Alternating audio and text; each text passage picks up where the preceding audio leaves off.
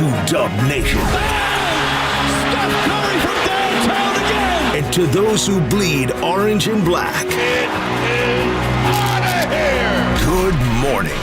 This is Murph and Marcus. Brian Murphy and Marcus the Waterboy Boucher. Streaming live at twitch.tv/The Sports Leader. Sponsored by Bigelow Tea. Grab a mug and tea proudly. Okay, so lately Marcus has been the one singing. He's doing, "Oh, I want to dance" with Steph Curry. Yesterday he got loose with Bobby Caldwell. So, Marcus, I'm going to try today to steal a page from your playbook. I'll try for only a short time. I'm not going to torture people here. They say our love won't pay the rent. Before it's earned, our money's always spent. Everybody with me? No, you're not with me. I know. That's Groundhog. About me, that's I Got You Babe by Sonny and Cher from the movie Groundhog Day, in which Bill Murray lives the same day of his life over and over and over again, and that's what we're freaking doing as Giants fans, living the same day over and over again. You ready to do the same show you did yesterday, bro? I am. Let's re-rack it. What's up, Murph? Yeah. Always puts a smile on my face when you start singing while the War on Drugs music bed is still playing. Like, that's how I know you're coming out the gates hot, because it has felt like Groundhog Day the last week or so with this Giants offense. It's the same darn... Everybody, all your takes from yesterday, re-rack them for today. Rack them. All your texts, resend them. Resend them. All your calls, wait on the line. 808 KNBR 3-1, exact same score, and frustration of the offense, the exact same frustration plaguing the offense. I guess the one difference is they got 6 hits yesterday as opposed to 5 hits on Monday. There's your difference. Yeah. Other than that, buddy, SSDD. Same show, different day? Yeah, essentially. I mean, it feels like we're going to do a few of these shows throughout the season, talking about the Giants offense struggling. And it's a little different from when we started the season, talking about their late inning comebacks and their 13 comeback victories. At least they made it interesting yesterday in the 9th inning, made it a little spicy. Did you find that interesting? Yeah, I mean, they made it a 1-run or 2-run game. Excuse me. Yeah, they got the time run. It turned into a save situation, even though you can't technically pitch yourself into a save situation. Hit a little flare out to left, and Riley Green came. By the way, I had enough Riley Green in my life. Oh, Riley Green is mashing the ball. And making sliding catches on Jung-Hoo Lee in the 9th inning. Yeah. I mean, it wasn't like a 5-star catch, but still, you know, it could fall. Yeah, Giants had a bit of a rally going with Ramos and Wilmer Flores. Wilmer Flores is like, listen, I'm going to come to the park. I'm getting an RBI. What are you doing? You know what I mean? He's like the JT in the softball game. The guy, I went 3 for 4. I mean, he'll drive in a run. Nobody else. I mean, I knew it wasn't the Giants' day in the top of the first. First of all, I knew it wasn't the Giants' day because it was a day ending in Y. But it was the top of the first, and Chapman hit that, or Flores hit the ball I thought was a home run.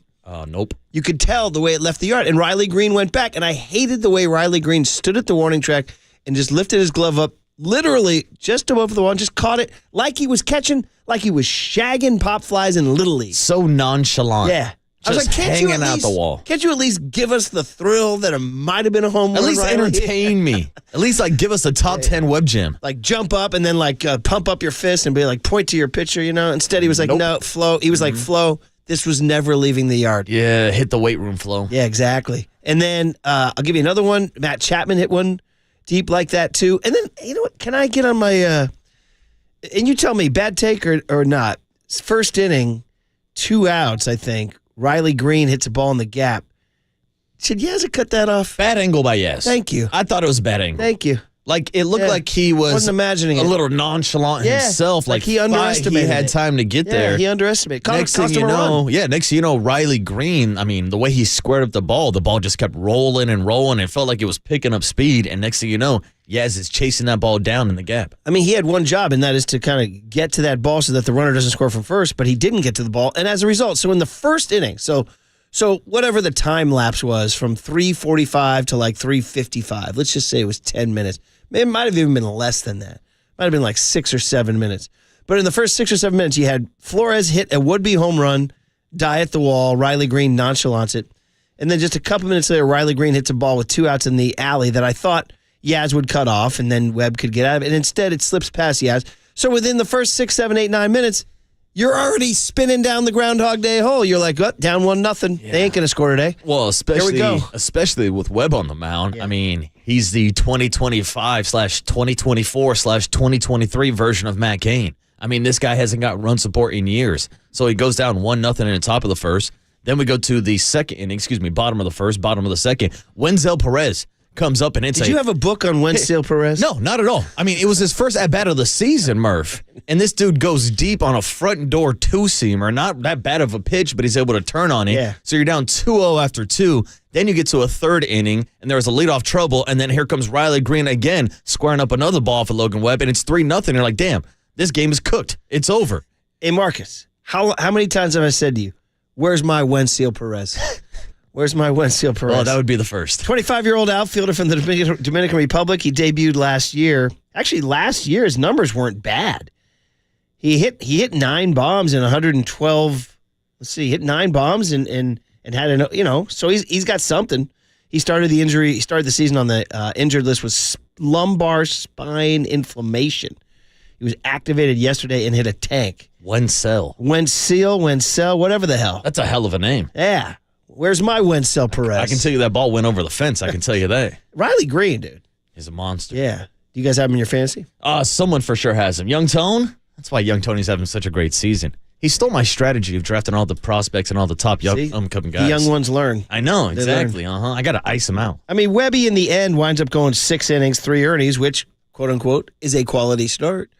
I mean, that's quote unquote giving your chance a team to win. Yeah, and I thought it was a giving your team a chance to win. I can speak. Of Logan Webb, even though he was getting hit hard and Riley Green was squaring up balls. But yeah, the fact that he was able to battle back, go 6 innings, get 10 strikeouts on the day, because I thought after the first inning, after they ran his pitch count up, I want to say after the second inning, it was around like 49 pitches or something like that. So his pitch count was up. Credit to Logan Webb for making it through 6. Getting 10 strikeouts and still keeping your team competitive at that point. Couple of thoughts. Number one, they can win today. 10 in the morning, by the way, breakfast with your boy Boucher and Brian. Hey now. Doing baseball. What's up, Brian? Boucher and Brian. That's what this kid, Austin Scott. He's one of our digital boys, the Please Don't Destroy boys, the guys who are running the station, by the way. Have you seen the Paul from Pleasanton ad where he's doing the sit-ups? I heard your boys talking about it the other day, and I heard like background audio, but I didn't see actual footage of the 5-pack. If anybody out there knows what I'm talking about, all you KNBR heads, all you The Sports Leader heads, so there's a new ad that pops up in your, if you're old enough to use Facebook, it pops up in your Facebook feed. I believe it shows up on Insta too. It's exactly. I got a funny story about Facebook. Yeah. I was hanging out with our boss man, Mike Holler, after the show yesterday, and we were doing this like bio for advertisers and stuff like that. Yeah. And so he's going through. He's like, "Yeah, how many Twitter followers do you have? How many Instagram followers do you have?" He goes, "How many Facebook followers do you have?" I said, "Wait a second, you can follow somebody on Facebook?" I didn't even know I had followers. He's like, "No, you like your friend count." I said, "Mike, I haven't logged into my Facebook in like 4 or 5 years now." You should have said at that point when he asked you that question, he said, "What is this, 2009? Yeah, so here was the thing, Murph. So he asked me my total friend count, and so I log in, and he's like, "Yeah, you got about like 550-something, blah, blah, blah." I was like, "Well, I got about 60 or 7 waiting in queue, like friend requests from the last 4 or 5 years." And it was hilarious because the first guy on the list walks into the studio as I'm talking to Mike. It was friend request from Walter E. Cabosetta. Oh, my God. And it had been like sitting there for like 2 or 3 years. Were his feelings hurt that you hadn't accepted his friend request? Probably, but I told him I was not on Facebook. So Dude, any of our listeners who have maybe awesome. tried to add me on Facebook the last couple of years, congrats. You all got added to the party yesterday. I added about 60 new people. Now I'm up to over 600 followers on Facebook. This is hilarious. Congratulations to me. That you've been icing guys for 4 years. I don't even check. People are like going home. They're like, "What did I do to Marcus? Yeah. Why is he mad at me?" That's probably something I should tell the audience. Like, I don't even have social media notifications on. Like, when I get like DMs on Instagram and Twitter and stuff, I get 0 notifications. I don't want to be notified. I don't want to be bothered. On social media then? For my job, for work. Yeah. I told you, if I wasn't in sports radio, I'd probably be off the grid somewhere. Well, I told you one day, what did young Tony ask today? He asked, "What's something you could live without?" I held up this frickin' thing right here. The cell phone. We could chuck this See, thing. I'm If we telling all went to the bridge and chucked these into the bay, we'd be in good shape. See, and like, I think I'm a perfect example. I've moved on from Facebook. I still have it just for like a relic. My fantasy football still has like a group on there, and we have like all of our records and accolades on there. I can't believe you ever had a Facebook account. Oh, yeah. Well, I had like Facebook. Well, like Murph, you're talking to someone who like grew up in the social media age where I had AOL Instant Messenger, I had MySpace, and then I had Facebook. And then after that came like your Instagrams, your Snapchats, your Vines before TikTok. Like, I've lived it all, baby. I've had them all over the world. We were digressing off the fact that Paul from Pleasanton. Oh, yeah. Sorry to interrupt your Facebook it's all good. story. I love the digression. It was a fantastic. I love the fact that you just made 60 new friends. So that's it. With the flick of a pen. And I love that Mike Kohler's such a geek that he's asking you about your Facebook. Yeah, how many Facebook followers do you have? And if you're of a certain age, I mean, Facebook, it was about 10 years ago that Facebook became the province of the 50-plus crowd. And everybody 25 and under is like, dude, bro, never log on to Facebook. That's dude, when I got out. Delete your Facebook account right now. That's when I got out, to be honest. I know, seriously. Well, no, you joined millions. But Austin is one of our 3 Please Don't Destroy boys. And coming out of the elevator on Friday, which was, you had that adrenaline. Friday, 10 a.m., 3-day weekend. Looming. I just was out of here with a head of steam, right? Ready, so excited. And he came out of the, what is he, 20, 21, 22? If that. He came out of the elevator, breezed right past me with his 21-year-old self, and he goes, hey, have a good weekend, Brian. I said, as the elevator doors are closing, I'm like, did he just diss me? Who? Did he just diss me? Was that of course, we found that some of the young people around here have trouble figuring out who's who. That's an inside joke. Yeah, there's a few people here. We had somebody in the building who didn't know the difference between me and Marcus. Yeah, Literally, somebody who works here did not know the difference between me and Marcus. Marcus is the one with the gray hair, right? But I will say, you had our guy Austin Scott rattled. Oh, good. Because after you left, he was like, man, I don't think I called him Brian. You did. I think I said good weekend, man, and maybe he kind of misunderstood man for Brian. Was he a little rattled, though? He was rattled. He's like, I swear I didn't call him Brian. And, dude, he was going at it for about 5-10 minutes after you left yesterday. That's good. Anyway, what was I on? Paul from Pleasanton was doing the thing. Yeah, Brian and Boucher. Yeah, Brian and Boucher. I said Boucher and Brian were going to do something. I don't know what we're going to do. I got distracted in a happy way. All right, listen, it's freaking Groundhog Day.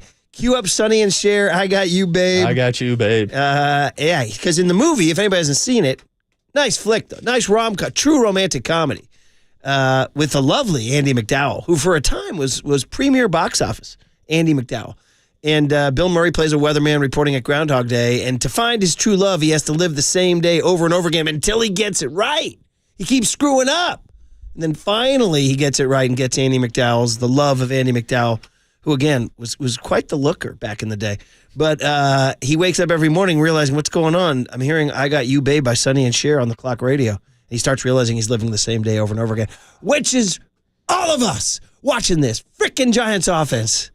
3-1. Okay, so here's the deal. You get one today, and you did your job. That's my take. I got Wilmer, babe. Sure. Why not? I got Jung-Hoo, Let's babe. continue on. We're going to try to do the same show. Nobody else, babe. Differently on The Sports Leader.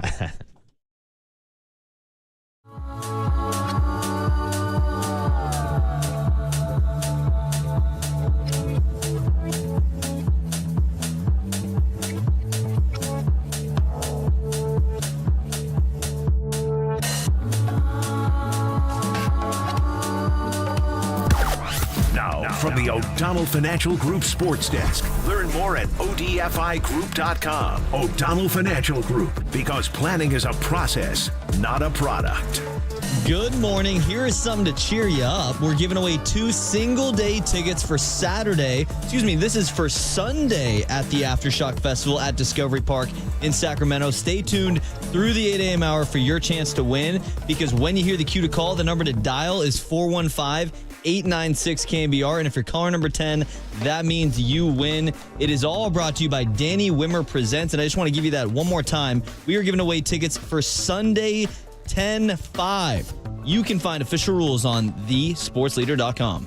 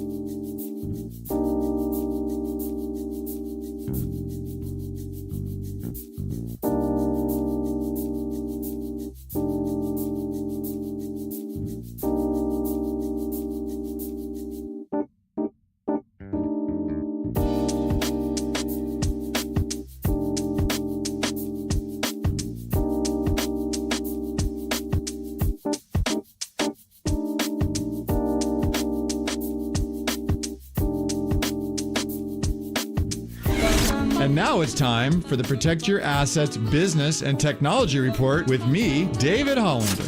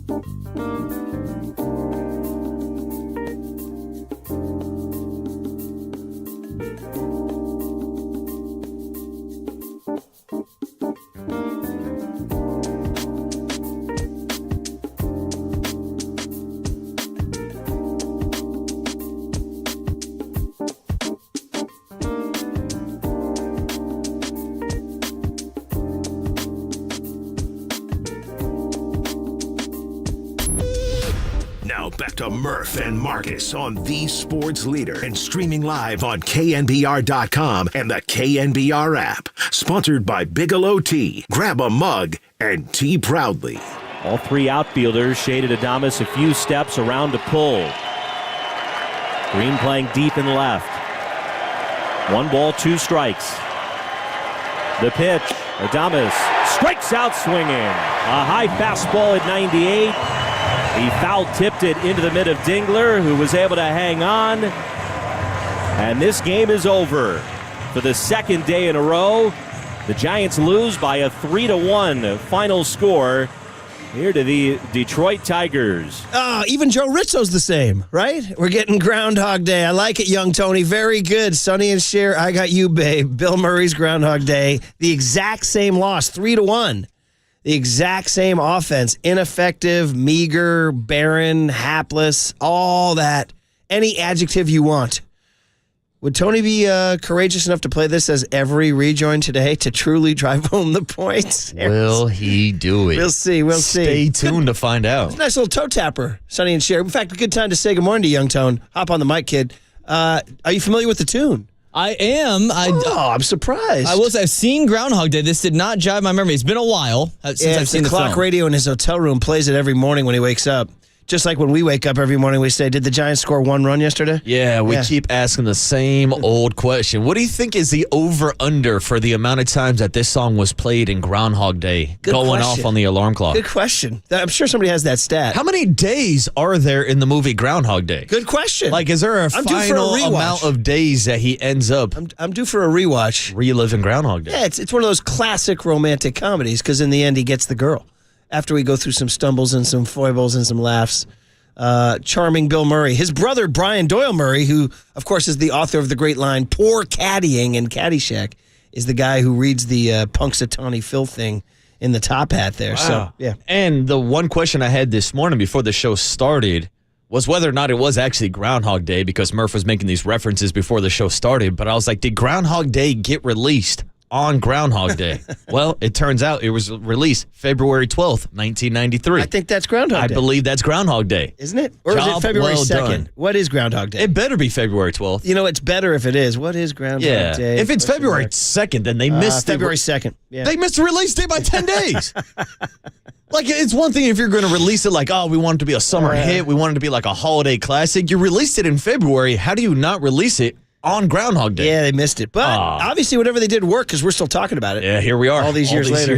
What year was that movie? 1993, Murph. 93. And you were born what year? 92. And this kid was born 90. 98. And you saw the movie. I had, one of my film study classes in high school, actually, we watched this movie. Bill Murray's incredible. There's a couple other good actors. I'm trying to remember. I pulled it up on IMDb. I told you the lovely gal, Andie MacDowell. She had a little run there as a leading lady. Groundhog Day. When I told you also, Harold Ramis is the late Harold Ramis is in it, as is Chris Elliott, who you guys know from some comedy appearances, but he was a David Letterman regular. Brian Doyle Murray. That's about it. Oh, Andie MacDowell's aging. Look at that. Just saw a picture of her. Bill Murray was at one of the NBA playoff games recently. He was at the Knicks game. He was at the Knicks game in game 1 or 2. Out of MSG. Makes sense. Did you guys see Chalamet and Stiller last night under the basket? You could see them all game long because they were under the basket. Mm-hmm. Just arms folded. In that fourth quarter as it was slipping away, just arms folded. wearing his cool leather jacket and shades.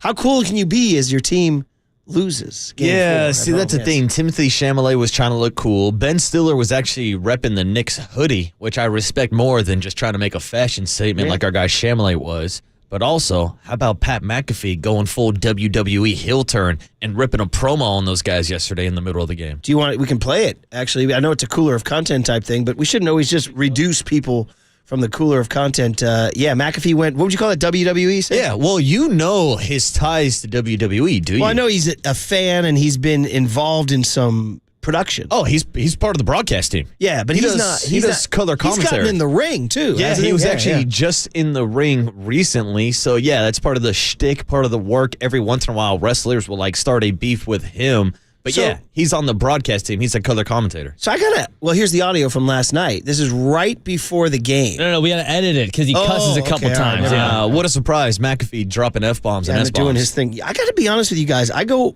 you guys remember when McAfee was just a punter? Yes, I do. So do I. And I remember when he retired somewhat prematurely, like he wasn't that old, like he could have kept doing it. And they said he wanted to get into sports broadcast, or he joined Barstool, I think, right out of the gate, didn't he? He Was did. that his first? Yeah. And is that something you were aware of, like that the Colts punter was this media personality waiting to happen? Well, so I really got put on the map from Pat McAfee when he kind of had beef with Marquette King, former punter of the Raiders. I remember Marquette. And so I believe Marquette King, former Supercuts Take a Cut Challenge alum. That is correct. And I heard he made some good contact that day. And he had a hell of a leg. He could boom the ball. But also, he would cost the Raiders penalties because he would do celebrations and he would mock the other team. Well, once Marquette King started doing it, Pat McAfee started doing the billionaire strut after a couple punts. And next thing you know, you had two punters kind of beefing about who had the best celebrations for a punter. And then all of a sudden, to your point, Pat McAfee retires. I'm like, all right, I know this guy's name. I'm familiar with him. Then he signs a deal with Barstool, does a Sirius XM show. I didn't think he was going to take off like this. But now here he is, arguably the biggest personality over at ESPN. Yeah. I'm continue to be a little baffled by it, but it's working. He's crushing it. He's getting all the guests. And so do we have his last night? We're still editing? Let me give you the guest list real quick. How about that? Okay, Ooh, why don't we stall. buying some time. Does the guest list involve anybody in a black tank top today? Shout out Pat McAfee. What if I came in a black tank I was going to say, maybe you should have tried that. Speaking of Paul from Pleasanton, he's in a black tank top and he's doing those sit-ups. Nice. I have to say, I was a little rattled by two things from the ad. One, Paul is more yoked than I realized. He's got some guns. Paul's fit. And two, he's doing a lot of crunches without any apparent stress. And crunches are hard, or not crunches, sit-ups. They're the old-fashioned sit-up, aren't they? Yeah, you got to sit all the way up, Murph. Sit-ups are hard, especially when you get to be my age. Especially when you haven't done it in a couple of years. So I got to impress. I didn't know Paul from Pleasanton was that sexy, that he could do all this He stuff. did have loader holding his feet, though. Makes it a lot I was easier. wondering how many cuts there were, because he does about 20 to 25 sit-ups in the. Am I doing that? And he's not breaking his breath either. He's delivering the lines. Well, there's a good chance that P1 Paul is listening to the segment live on a treadmill somewhere. He usually texts me early in the morning. Yeah, He'll he be listens. up working out. He's always listening, so He's early working out, tune into the leadoff spot. He's one of the last true lovers of KNBR. I got to give him credit. He's a true P1. Listen, we've taken our lumps through the years. We know the deal. Listen, you don't have to tell us, guys. We know. We're trying. We're doing the best we can with the meager scraps they give us from up above. And many people have turned, oh, you guys did this. Oh, you guys did that. Oh, P1 Paul from Pleasanton, I think he loves KNBR as much as he did the day he was born. Dude, Yes. the day he got called in to the Murph and Mac show as a fan. 2009. And came in 2009, Yeah, dude. Those photos are legendary. Well, he used to call. He truly got his job starting as a fan of the show. And so we did our first ever Murph and Mackey live audience in 2009. And he was hand selected to be part of that We audience. choose you, Paul. So, and now here he is ripping off sit-ups and telling people that if you get a 6-pack, you can win a 5-pack. That's it. He's essentially the Pat McAfee of KNBR. He is. He's blowing up, dude. He is the Pat McAfee of KNBR. And here's Pat McAfee, not Paul from Pleasanton. Indianapolis, Indiana. We got some big wigs from the big city in the building. Spike Lee is here. Ben Stiller is here. Timothy Chalamet is here.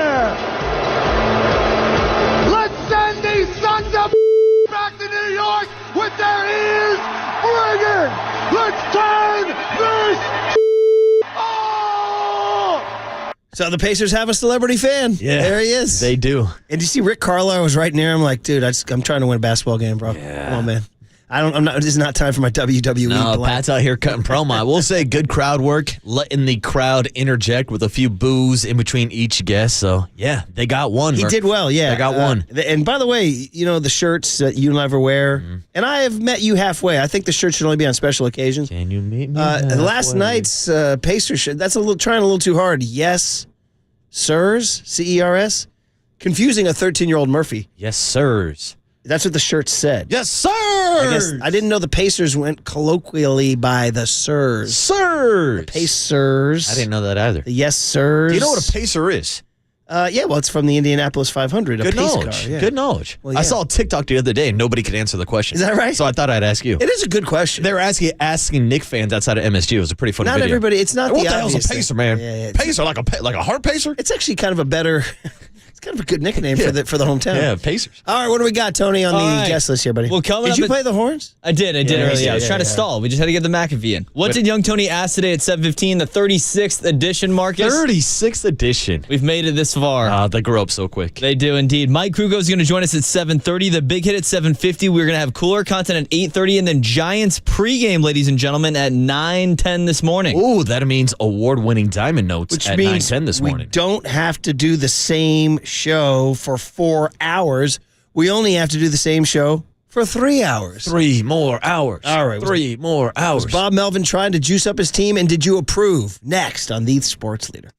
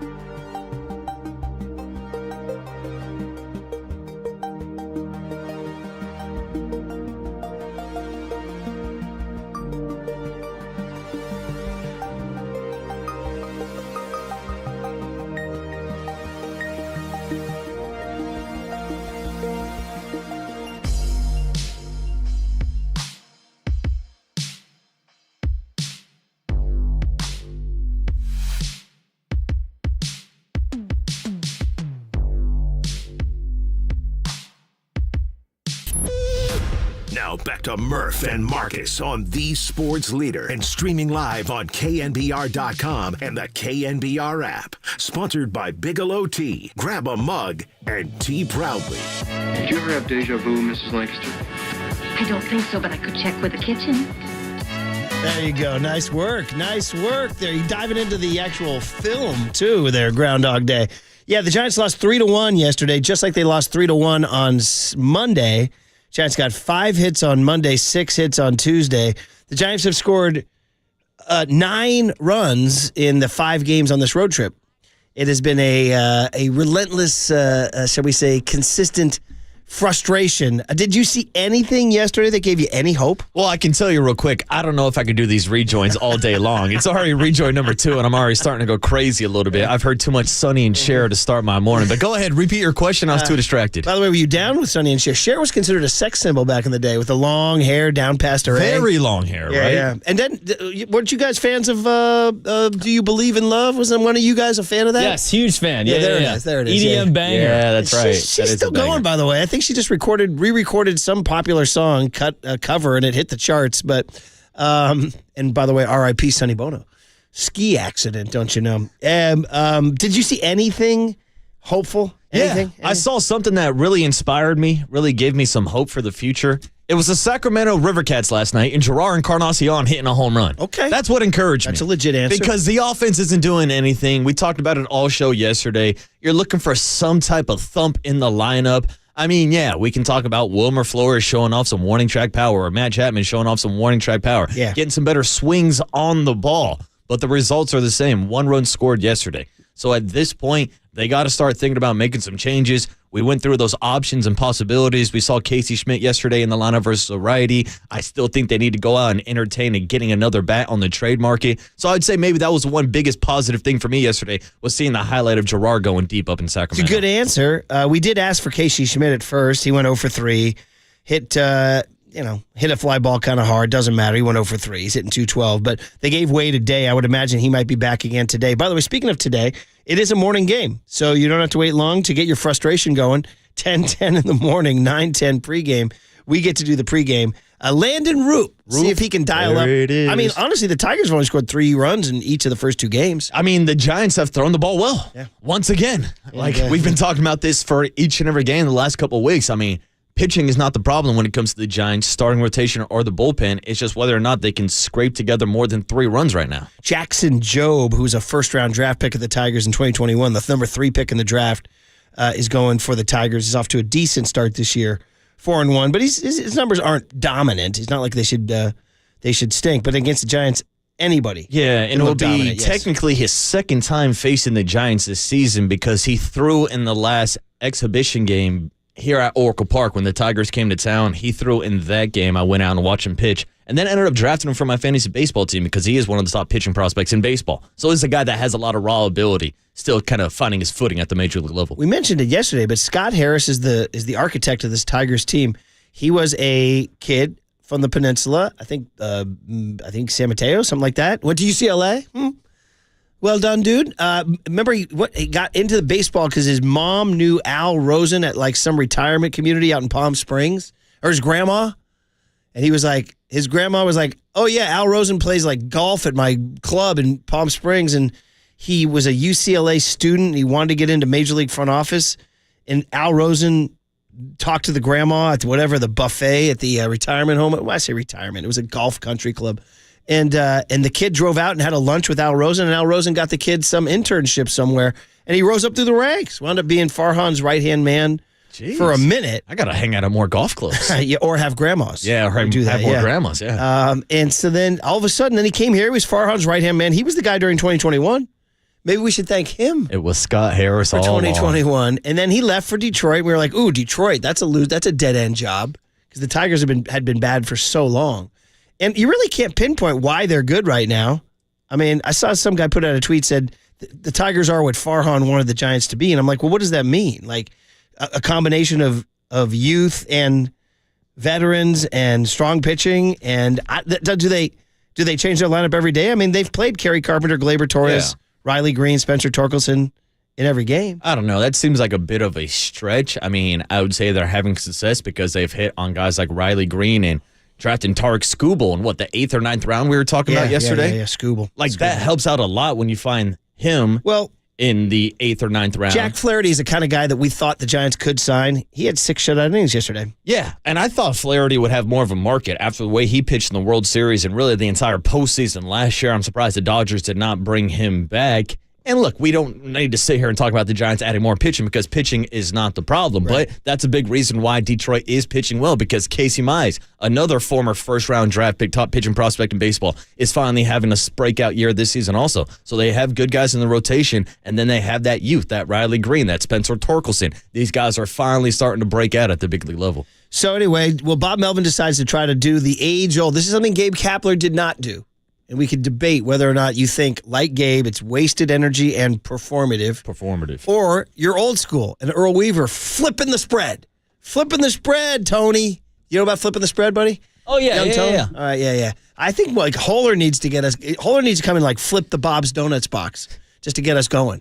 The only thing Holder's flipping is the channel to a NASCAR race. Well, or even worse, freaking drag racing, the NHRA. He's a big drag race He goes guy. to that down there. Those races that last like 3.4 seconds, you have no idea what happened. It's over. You don't even know who won or lost. You see a parachute, and then all of a sudden everybody smells like gas. You know, one of those things. But let me tell you something. Here's a story about me being a total a-hole. How about that? You can cut that, too. So you guys know I can be that guy, right? No, not you, Merv. Especially in my younger days. Not you. So 2003. So that's 22 years ago. So I'm about your age. About your age, buddy. Wow. And I'm covering the PGA Championship at Oak Hill Country Club in Rochester, New York. Shout out Rochester, New York. Shout out Oak Hill Country Club. And the Rochester Red Wings. So what you do, one of the great things about the golf beat is all the things happen in the day. We had evenings free. No night games in golf. Tommy Bunk said that to me when I joined the beat. The great Tommy Bunk, who invented the term Phi Slamma Jamma. He said, hey, Murph, I got 3 words for you, buddy. No night games. I was like, oh, man, this is incredible. Yeah, but also you have some really early starts. Yeah, but like right at sunrise. Look right? at us. I know, look at us. No, you never need to be out there at sunrise. You only need to be there when guys are finishing up and things like that. So anyway, so we have our nights free. So the Rochester Red Wings were playing. And me and Mark Cannizzaro, the great Marky Mark, and a couple other riders, we went to go see the Red Wings. And we got really good seats. And what were they the affiliate of then? Maybe Cleveland? I don't know. But their manager, I don't know. I was noodling around. Their manager was a guy named Phil Roof, R-O-O-F, who had been a utility player with the Oakland A's, I want to say, in the early 70s. And I'll finish this story eventually. I had like a couple of pops. I was feeling loose, and the Rochester Red Wings might have kicked the ball around a couple times, and I just got on one where I just kept saying, hey, Phil, because I was like, Phil Roof. I was going, Phil, the boys aren't doing it today, Phil. Because they were like walking guys and making errors. And I was like, Phil, you got to do something. And I yelled, you got to flip the spread, Phil. It became my mantra for like the next 2 innings. Flip the spread. Anytime a guy made an out, grounded out, or popped out, I'm like, these guys need it, Phil. Flip the spread. So... total a-hole. He's like, hey, buddy, there's no spread in the dugout. Total a-hole. Anyway, that's my story. Flip the spread, Phil. Do the Giants need to flip the spread? Bob Melvin, 5th inning, goes out to argue balls and strikes with, it's Randazzo, right? The name of the home plate ump? Randazzo. Who, by the way, in the 1st inning, rung up Matt Chapman on a ball that was off the plate. Yeah, I mean, he had some questionable calls the entire day. And I think what we're going to see here is Bob Melvin having a reaction to the Patrick Bailey ball outside in a full count that should have been a walk. Patrick Bailey starts walking down to first base. He gets called out on strike 3 looking. Patrick Bailey stops himself from slamming his helmet down. And look, I'm not saying this is an excuse for Patrick Bailey on hitting 175 this year, but it feels like that's happened to him a few times this year where he's disagreeing with the umpires. And we know Patrick Bailey and all catchers don't want to show up the umpire because of that relationship that the catcher has with the umpire and the fact that the catcher knows the strike zone better than anybody else. So this was Bob Melvin standing up for his catcher the very next inning after Logan Webb did not get a low strike. Is that it was the Tigers broadcast caught the audio. Mic'd up. And we had, the NBC Sports Bay Area did not, right? Mm-mm. So here it is. You got Tigers audio of the Bob Melvin Randazzo spat here. I said 2 things to you. I can't open my mouth one time, and I can't tell you what my mouth one time. You can't tell me what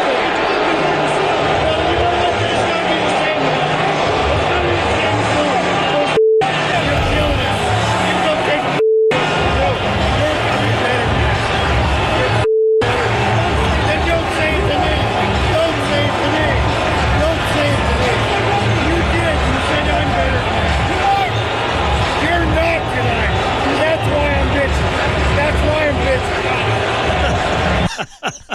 I know that must have been hard in the radio. I get it. It's better on YouTube, Twitch, and Twitter. So that's why we all want you to stream. Yeah, like you can hear the audio, but when you match it up with the video, you can clearly see and hear what Bob Melvin is trying to say. So here's my old head take. I like it. I know Gabe Kapler in the new age were like, it's performative. It is not productive. Really? Is that what you imagined? It removes you from the game. You're not helping your team by not being in the dugout. All right. But you know what? Every now and then you got to flip the spread. You know, I liked it. It changed the energy. It maybe wakes you up a little bit. Of course, the Giants go out and lose 3-1. Yeah. Didn't really spark the offense too much. Now, I will say just from a pure entertainment standpoint, I love it. Sure. I love watching managers get tossed. It's something I feel like kind of has been taken away from baseball with the replay system now and all the rule changes and stuff. You don't see too many managers get tossed anymore. And so maybe Bob Melvin had this in his back pocket and was just waiting for the right opportunity because he's right. The umpire was missing strikes. And so Bob Melvin yells up from the dugout, "You're better than that." And next thing you know, that starts a war. "No, you're better than that. No, you're better than that. Don't tell me I'm not better than that. No, I said you're better than that. But you're not tonight. And that's why I'm bitching and complaining." Like, I thought that was a bar from Bob Melvin. I like the effort. I'm with you. It does kind of motivate the clubhouse to see your manager go out and fight for you. Again, the results were the same, so we can't give him 100% credit. But I do like the theatrics of it and trying to do something. Because we've talked about this for the last 3-4 days now. The offense is struggling. Do you flip the spread? Do you flip the lineup? You got to do something. Flip off the umpire. I don't know. Drop a few cuss bombs. I'm fine with Bo Mel doing this yesterday. Good stuff, man. 925 says it was cathartic for all. And a couple of listeners are saying DC got the job done on Giants radio. Let's go, DC. That our microphones caught it. We'll have to dig in on that. Thank you guys for the head up on that for sure. And others just saying, yes, that did not work on radio. Okay, well, that's why we sometimes stream things. But anyway, it was fun to watch. But it is fun to listen to what they say to each other, you know. So just a little spice for the game. 808 KNBR is the phone number if you guys want to react to that or to the lineup or to the fact that maybe we're overreacting. Maybe 31-24 is better than you think. And that when we talked to Buster Posey, the last time we talked to him and we asked him 3 straight negative questions, he goes, man, we're 16-9. It's always stuck in my head that he said that. So it's always been like the benchmark record I've used for the Giants. And right now they're 31-24. So if I'm doing my math right, since he said that to us, they're 15-15. Is that okay? And is that what baseball is? A bunch of 15-15 stretches and then hopefully a 16-9 stretch. So are we overreacting? 808 KNBR is the phone number. I'm the Sports Leader. Time for traffic on the Sports Leader.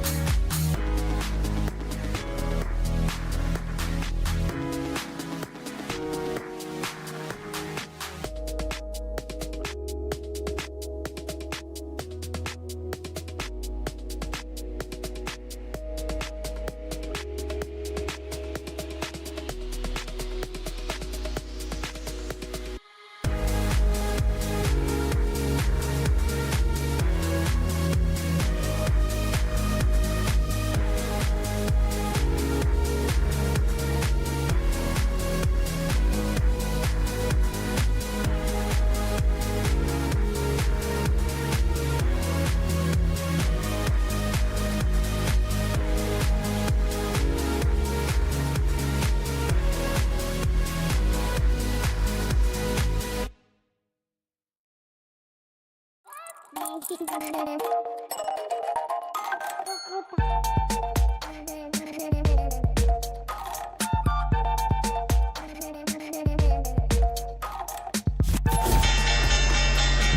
it's time for KNBR's Opening Bell Report. Sponsored by Protect Your Assets with David Hollander. Concerned inflation will ruin your dream retirement? Learn more. Listen to David's show every Saturday morning or call 1-866-PROTECT.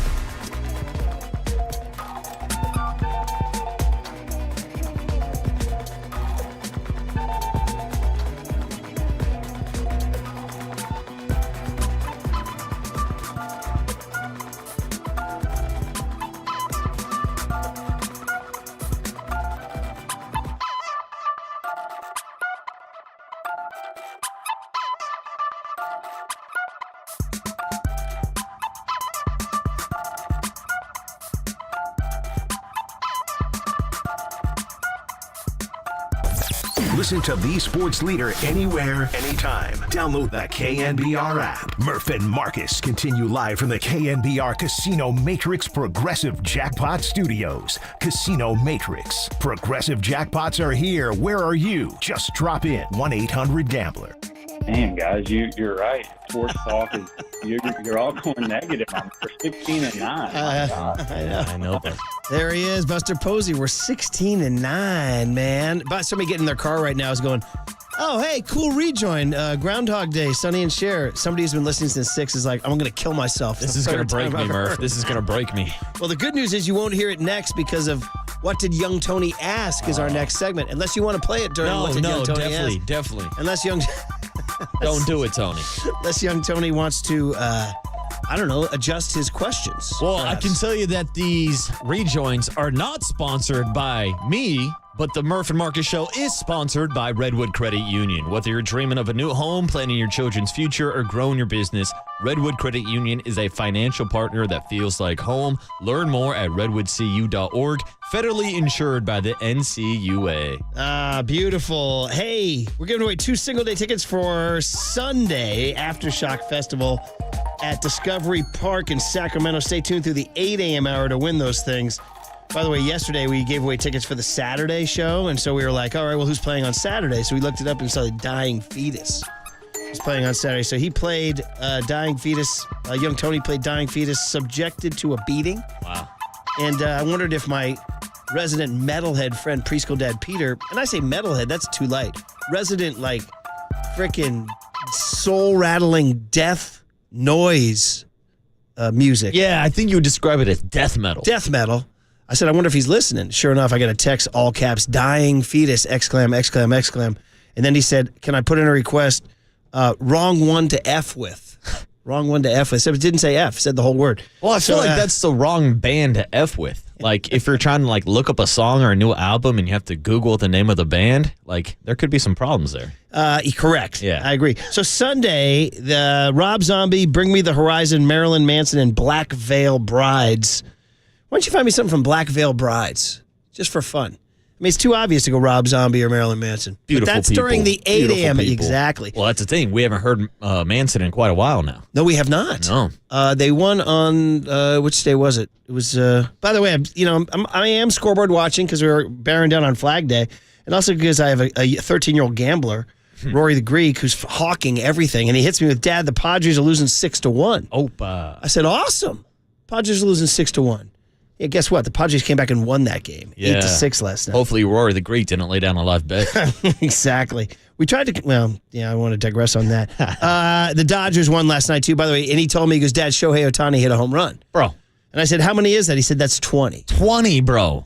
He's got 20 bombs already in the first third of the season. I also read that he was threw a bullpen yesterday and is hitting 97. Oh yeah, we were watching some footage yesterday in the bullpen of him just carving up guys in live BP. I mean, this guy truly is a unicorn, Murph. So somebody said, is he the best baseball player of all time? And we all said he might be.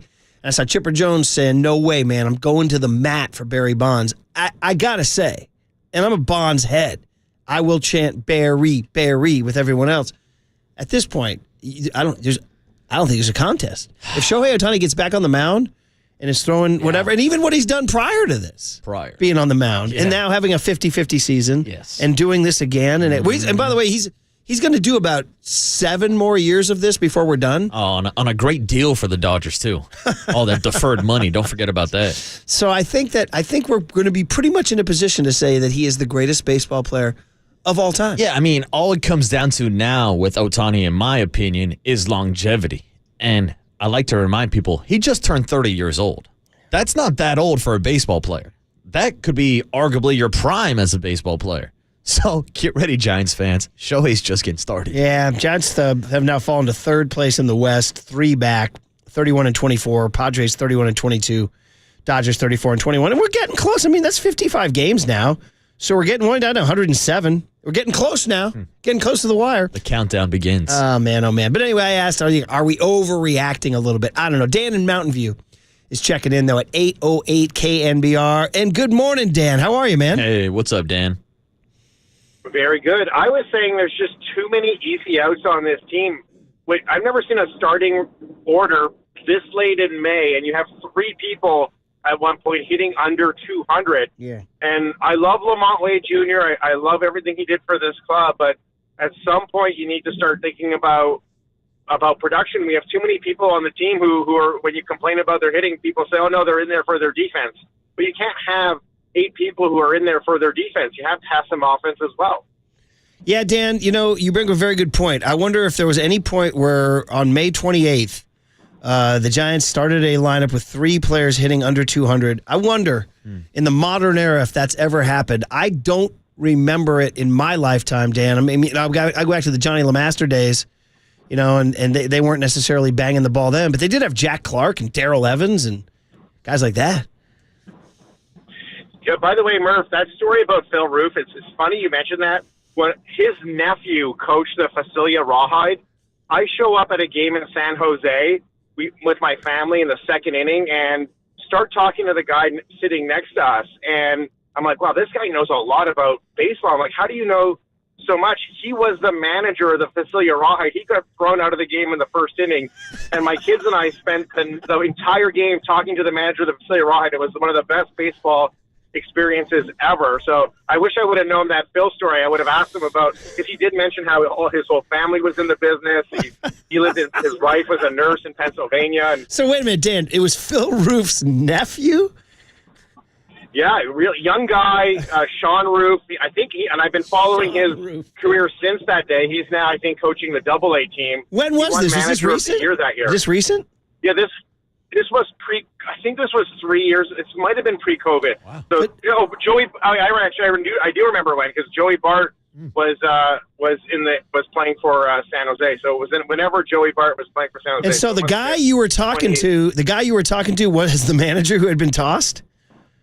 Yeah. So I had thought you weren't even allowed back in the ballpark. So I'm like, and he was pretty calm and collected. And I even asked him, I'm like, oh, did you get your money's worth? He was like, yeah, the umpiring was bad. I had to stir up my team. And I'm wondering, did his uncle tell him about that time he was heckled by Murph? In 2003 at the Rochester Red Wings Wings listen game. up, nephew. Sometimes you got to flip the spread, a wise man once told me. I want to say, and I might have had, 2 or 3 beers, but I want to say that at one part Roof did look over and acknowledge the craziness of it all. But yeah, man, that is a hilarious story, Dan, that you wound up sitting next to his nephew. By the way, I'm on the Phil Roof baseball reference page. What a career. The guy broke in 1961 as a 20-year-old for what appeared to be it looks like the Milwaukee Braves of 1961, and wound up playing all the way through 77 with the Toronto Blue Jays. Had a 15-year career, spent 4 years with the A's, and I think he was part of the I guess he was 68, 69. He wasn't part of their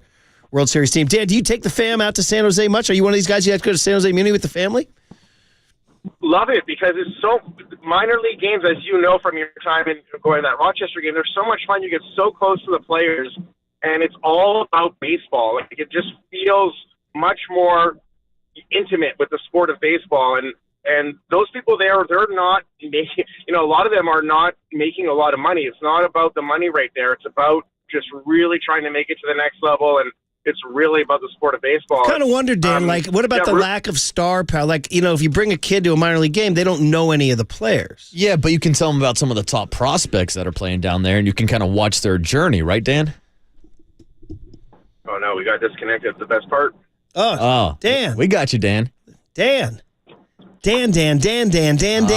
We're sending out an SOS. But I guess I would answer that question, Murph. Good call, like, Dan. I went earlier this year to a San Jose Giants Oakland Ballers game, and I went out there with my buddy and one of his sons, and they were asking, like, oh, who are the top prospects on the team? I'm like, well, that's Walker Martin over there at shortstop. He's one of the top prospects for the Giants. Next thing you know, Walker Martin hits a home run, and we got a little Walker Martin fan. Like, think about all the guys who have gone through San Jose, going back to Dan's point about watching Joey Barr, about watching Patrick Bailey. Hell, we can go back before that. Brandon Crawford, Buster Posey, Madison Bumgarner, all these guys playing down in San Jose Muni. Man. So there is kind of that, like, feeling of, oh, I got in first. I saw these guys at the ground level when it comes to a prospect. If you went to if I dropped you in, like, the Midwest on a summer night, and you would just found some minor league game in Iowa, could you totally lose yourself in the game? I would, yeah. Yeah. Like, I love watching any baseball game. Would you just start losing yourself and just figuring out the strategies?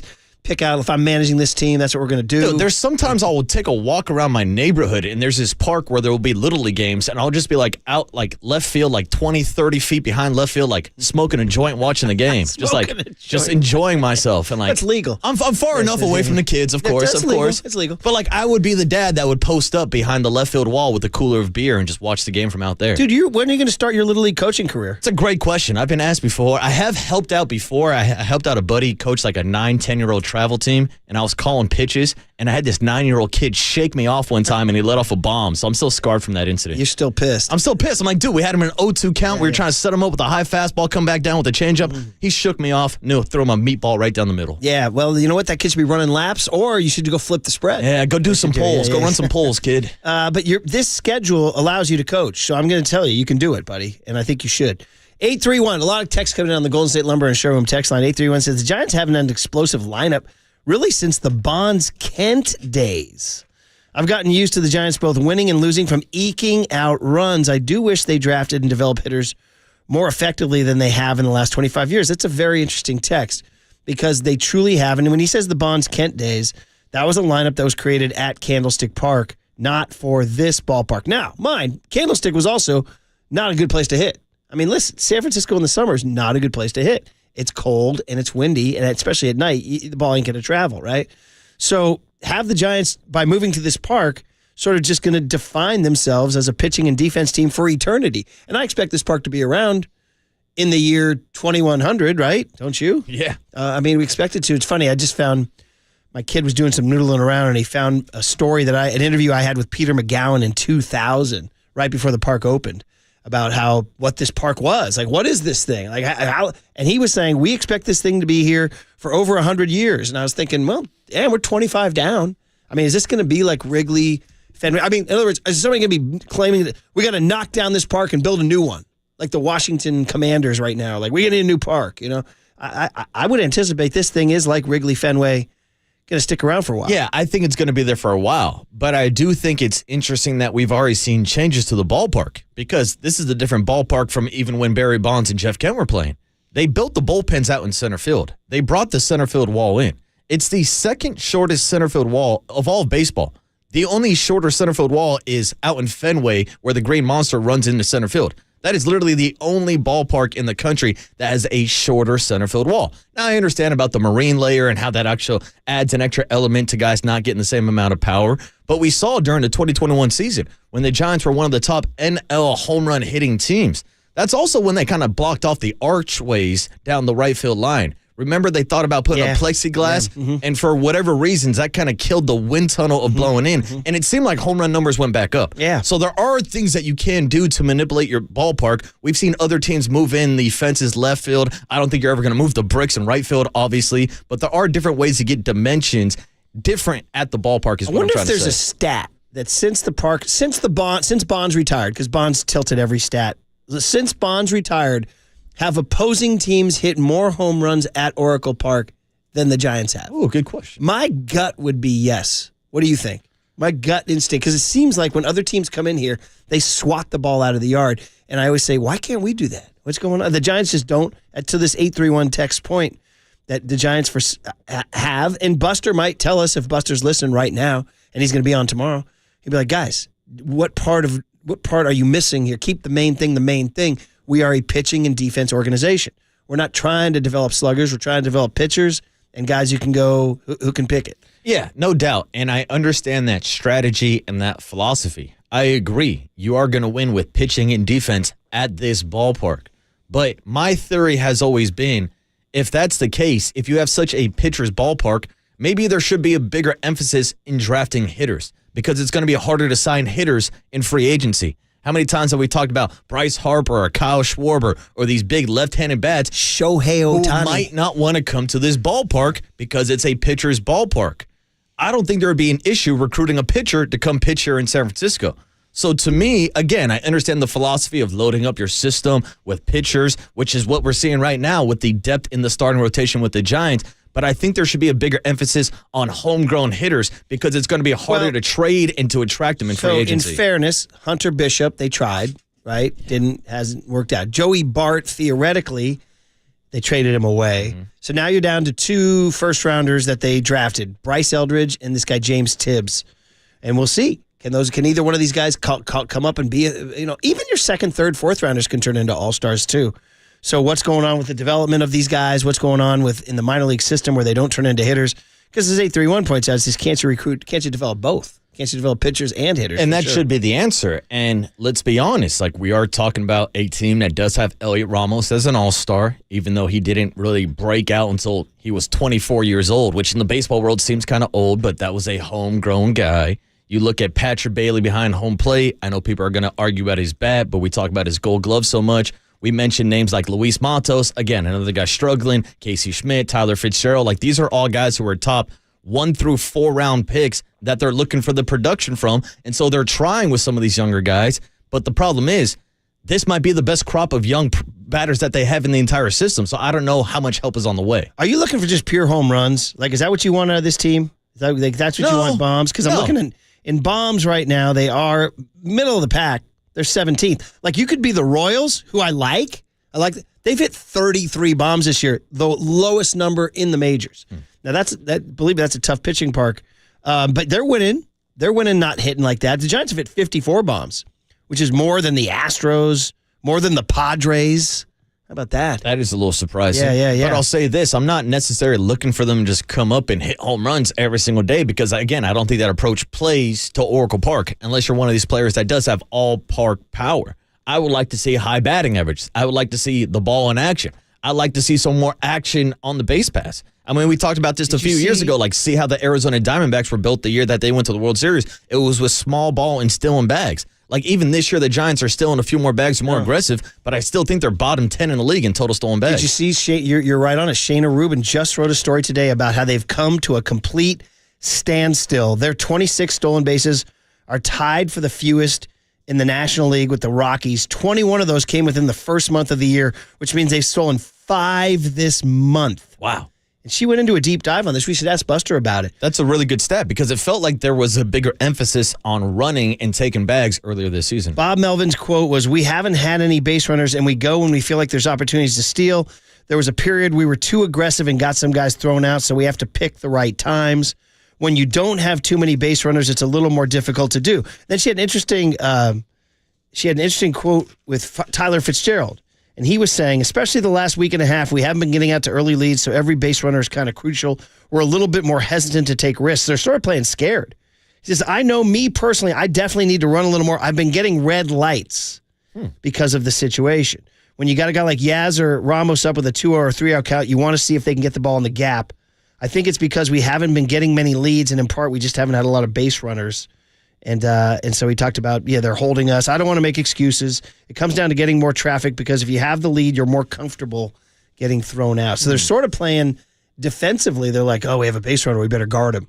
Put him in a bubble. Yeah, I mean, this goes back to the analytics argument about whether or not you should try to steal bags because you could be giving up an out. It goes back to whether or not you should lay down a sack bunt or a sack fly because you're giving up an out. So I don't want to say they're diving back into the analytic approach, but that's what we saw the last couple of years with the Farhan regime. They're like, don't worry about stealing bags because we're just going to hit home runs. Well, guess what? You don't have the lineup to go out there and outslug teams on every day, so you have to find a way to win ball games. You got to go station to station. You got to steal bags, and you got to hit with runners in scoring position, and that's why they got off to a great start in the first month of the season, because it felt like they were actually executing that plan. Well, there you go, guys. The deep dive there, kind of a mini big hit for you. Here's the deal. It's time for What Did Young Tony Ask Today? Always a lighthearted and fast-paced and thought-provoking segment, the breakout hit of 2025. And then we got Mike Krukow, and then we got a big hit. And then eventually we're going to get to Giants baseball at 9:10 pregame, 10:10 first pitch. So all this frustration, all this Groundhog Day, we get to relive it real soon on The Sports Leader.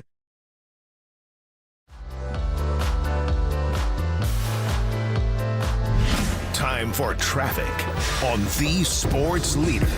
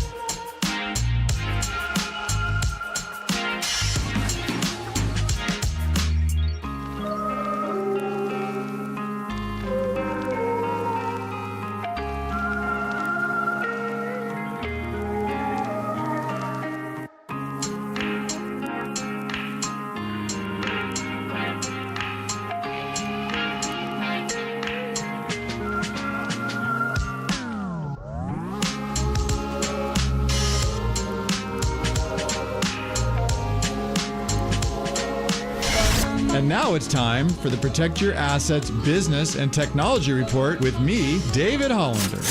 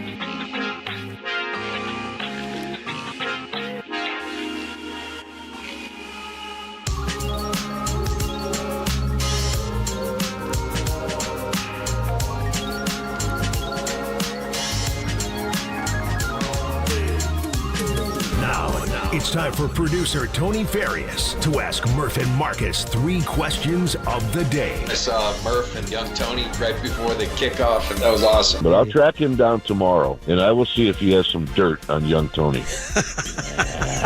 This is What Did Young Tony Ask Today? Oh, man, featuring John Lynch and Dwayne Kuiper intros. We got to do a few more. We got to get more luminaries to name check Young Tony. It's all sponsored by Bigelow Tea. Grab a mug and tea proudly. It's the mark of the middle of the week. And we already started our week on a Tuesday, so it's already been a good thing. The only bad thing has been the Giants. But, hey, 10-10 first pitch, 9-10 pregame. Some morning pain coming your way. Here's the deal. Young Tony, our producer, you see him in that rectangle there. He's the young, handsome kid pointing at you right there.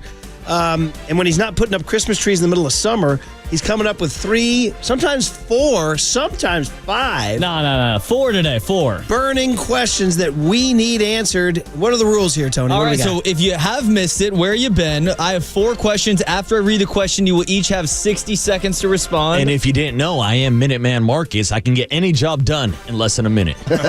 20 minutes and a ham sandwich. Can I get an amen? Amen. If your time runs out, you're going to hear this bell. That is your cue to stop talking. Text line, YouTube chat. Everybody can join the conversation. We good to go? I think it's so funny. That is your cue to stop talking. I know so many people in my life that would love to ring that bell when I'm talking.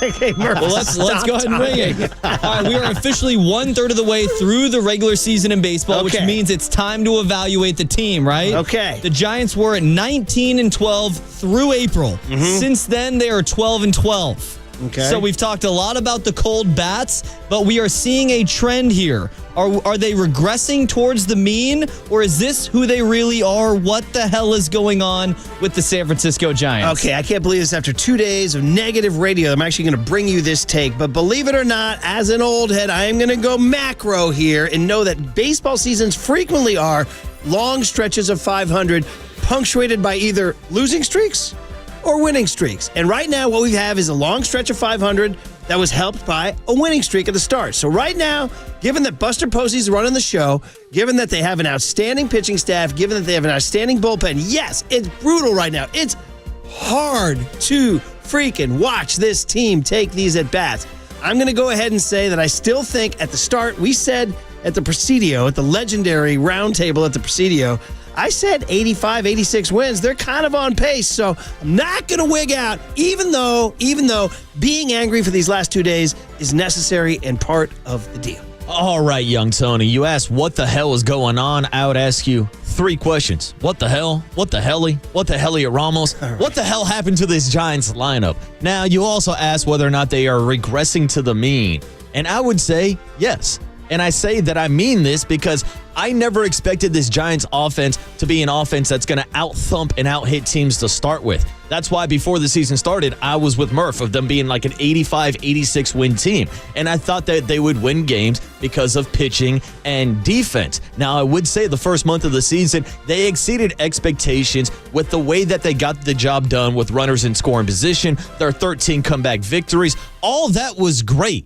But you're not going to win night in and night out in these 1-2-run ball games. Even yesterday, they lost another game 3-1. They had an opportunity in the 9th. First month of the season, they were cashing in on those opportunities. The last week or so, they have not been cashing back in on those opportunities. So that, to me, would be regressing to the mean just a little bit. But that doesn't mean that I don't think they're a playoff team. I think with pitching and defense, they could be a wild card team. I just had to get this in. Sorry. That's a great answer, by the way. What the hell, Ramos? So number 2 on the list, I was listening to Papa and Silver yesterday. No glitches. Is that the question right there? Why was I listening to Papa and Silver? No, I'm kidding. I love those guys. No glitches. No glitches. By the way, I just want to interrupt right now. Great line. Texter had a great line, said, I wish those KNBR audio glitches would happen during Giants at bats. So I don't know. That was a great line. If whoever said it, I forget what area code. Anyway, go ahead. Feels like they have been glitching during those ABs. Speaking of those cold bats, those hitting woes, they were talking about it, and here's what Papa had to say about Lamont Wade Papa Jr. makes YTA. All right. What the hell happened to late night Lamont? Somebody needs to take him out and late night that guy. Get him sauced up. Swings a little bit long. Take him to the He's Waffle just House. He's not producing. If I was on the road trip, I'd take him out to Greektown and Detroit. But anyway. Greektown and Detroit? I was curious if you guys knew what that was all about. Is that the question? No. Okay, yeah. You just say Greektown? What's did young Tony ask today? What's the best place to eat in Greektown and Detroit? I'm interrupting. Go ahead. So if you could hang out with Lamont Wade Jr., where would you take him out for a night on the town here in San Francisco? And what's the best remedy for maybe a bad day at the office or a bad show? Oh, late night Lamont out on the late night with myself, maybe with Adam Copeland. We can take him to a couple after-hour spots if he wants to get late light into the early morning, Lamont Wade Jr. Shout out my guy Stephen, my overnight security guard that lets us into the after hours. But I would say I'd take him out for a nice night on the town, get him sauced up in North Beach, maybe stop by Sam's, get a late night burger, something to just shake it up with Lamont Wade Jr. I don't know if I'm supposed to talk about slump busters or not. That's another digression we can get into, but that would be my recommendation for Lamont Wade Jr. Okay, so obviously you got to go to the places that ground you, where everybody knows your name. Come on, Norm. Sometimes you want to go where everybody and that's knows Shanghai your name. Kelly's on Polk and Broadway. Nice. Okay, we start there. Actually, no, we start at North Star in North Beach. Then we go to Shanghai Kelly's. So we go to two legendary bars like that. Then at that point, we're going to need a little bit of like let your hair down. Is the Beer Cellar still a hot dance club over there on Bush, right? Oh, not that hot. Okay. I'm sure it is. Yeah, it is. We go down there for dance, and then late night, before it closes, we're going to go get a 3 a.m. Chinese food at Sam Wo. All right there on Washington or Jackson, whatever, in Chinatown. So we're going to go North Star, Kelly's, Beer Cellar, Sam Wo. We'll spin him out at 4 a.m. with a full belly of Chinese food, some perfume from the dance floor, and a couple of pops from Kelly's and North Star. He's good to go. Hell, that might be my game plan for this Friday night. All right, there you go. Although I think Sam Wo's is closing tragically after like a 100-year run. But let's not focus on that. Get a couple of Guinness from your guys' sub at Shanghai Kelly's. Absolutely. So you got to go where they grounds you, to the places where they and they're always glad you came. All right? Yeah, I love it. Right. Number 3 on the list, Shohei Ohtani hit his 20th home run last night. Ohtani also threw a 22-pitch bullpen on Sunday, topped out at 97. I know you guys talked about this. He's on his way to winning his 4th MVP in his age 30 season. We've had a lot of glitches here, so I want to make sure people hear this. Is Shohei Ohtani the greatest player of all time? Okay, so Babe Ruth for me has always been the guy. Always. And I'll put him up against anybody. And everybody's, Adam Ottavino's like, yeah, I struck out Babe Ruth. Dude, no, bro. You have to judge them by their era. I need you to go back and see what Babe Ruth did in his era compared to his peers. There were years where he out-homered the entire other teams. So until Shohei Ohtani is out-homering other teams and setting World Series pitching records, okay? So when Madison Bumgarner had that 2014 run, the names he was approaching in World Series dominance was Babe freaking Ruth, man. And so I got to say, when it's all said and done, you're still going Babe Ruth. I remember I'm not a huge George Will guy, but he said Babe Ruth was like dropping Mount Everest in the state of Kansas compared to what he did. So much respect to Ohtani. Guy's unbelievable. He's on Mount Baseball more. But I'm still going with the Bambino. Ooh, spicy, Murph. Now, I'm with you. I used to argue Babe Ruth versus Barry Bonds, Babe Ruth versus Hank Aaron, Babe Ruth versus Willie Mays, and I would have the same argument. It's the fact that Babe Ruth did pitch and pitched extremely well in the World Series. But now there's a new freak of nature on this planet, and his name is Shohei Ohtani. And as much credit as I give to Babe Ruth as a pitcher and as a hitter, it seemed like he was at his peak of pitching and hitting at 2 separate times. Like he originally started off as a pitcher, then transitioned into a hitter. We're seeing Shohei Ohtani do it at the same time at the highest level possible. And we can mention the 50-50 season he had last year. We can mention his top 5 finishes in the Cy Young voting. I mean, he went out last year and won his first World Series. Yes, I know it was with the Dodgers.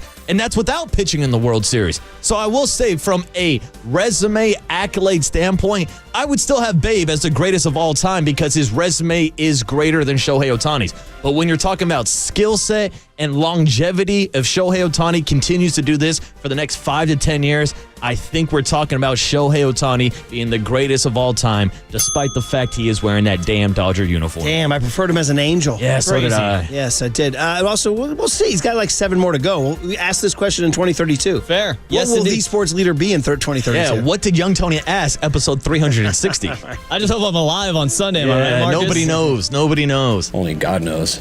All right, finally on the list here today. Yesterday we had some local news. Steph Curry officially committed to the 2025 American Century Championship up at Edgewood in Tahoe, of course. It's going to be in July. 2023, let's not forget, Curry won the event with a walk-off eagle, beat former tennis player Marty Fish, who won the event last year in 2024. So, Curry did not compete last year because he was busy winning gold medals out in Paris. So when you think about the great game of golf combined with celebrities, who would be your dream foursome to play with? Well, you go first, buddy. It's your Okay, turn, so are we going celebrities or just Bay Area athletes? So it can be anyone who you want, and then I'll also add this caveat. That includes yourself. So you got to pick 3 playing partners. Oh, so right off the riff, I was just thinking Bay Area athletes, not even celebrities, because I can give you like my favorite celebrities of all time, but I was just thinking I'll give you a Bay Area foursome that I would like to play with, and I don't know if any of these guys are good at golf or if they even play, but it sounds like it would be a good time because, you know, I'm a member of the community. Get me out on the golf course with Klay Thompson, Tim Lincecum, and Marshawn Lynch. Could you think about that foursome? The havoc that we would wreak on the golf course. I don't know if we would make it through all 18 holes, but I can tell you there would be some type of green being burned at the golf course. So that would be my foursome of Bay Area athletes. I know it was broader than that, but that's my answer for you, Murph. I think that's pretty darn good. I mean, we could do this all. There's so many you could do. Like, I need Chris Mullen in my foursome. I need Lincecum in my foursome. I need Will Clark in my foursome. But, I mean, listen, you're talking to a guy who's on the back 9 here, buddy, so I'm going to get a little sentimental for you here. And truthfully, my dream foursome would be my late father and my late grandfather. All right? Sorry, I know, but that would be it. That would be it. And I'd have to pick out a 4th. Me, my dad, and my grandpa. But I have my brother and my sister, and they both play. So I can't choose either of them because I don't want to start a rivalry. What about the kids? So, well, I could do the kids. Yeah, for but you got to sure. pick one. I played with the kids. So, what I'm going to do is, because golf is such a great sport to meet new people, we're going to pick up a singleton. We're going to pick up a stray.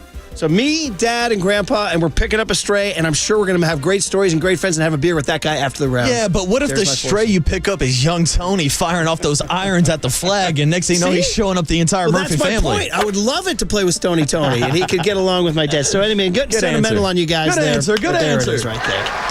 That's always been my dream foursome. Real quick, young Tony, your dream foursome. I was just thinking about this. Honestly, the 3 Bay Area GMs, I think it would be an incredible foursome. You got Dunleavy, you got Posey, and you got Lynch. The stories would be for days. Playing career, professional career. I think I could learn a lot from those 3 guys. Not bad.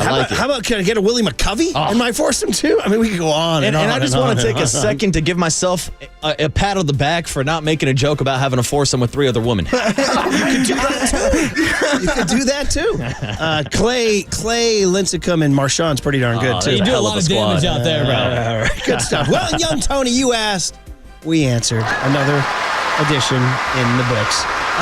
Mike Krukow, who could be another one in your foursome? Next on the Sports Center.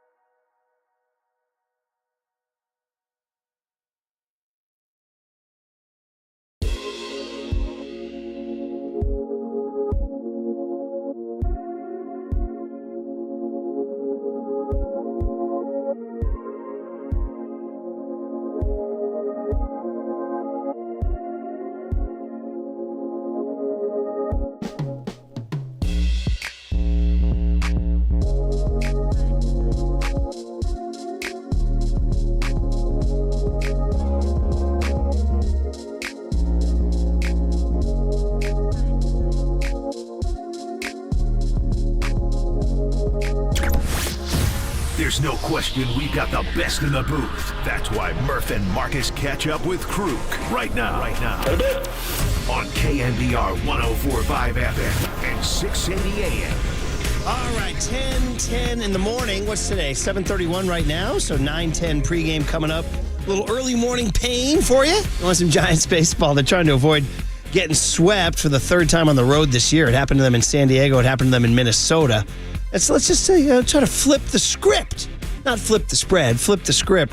And it's, of course, Landon Roop going at it today against Jackson Jobe, who's a good pitcher for the Tigers. Tigers have built something there. They're 36-20.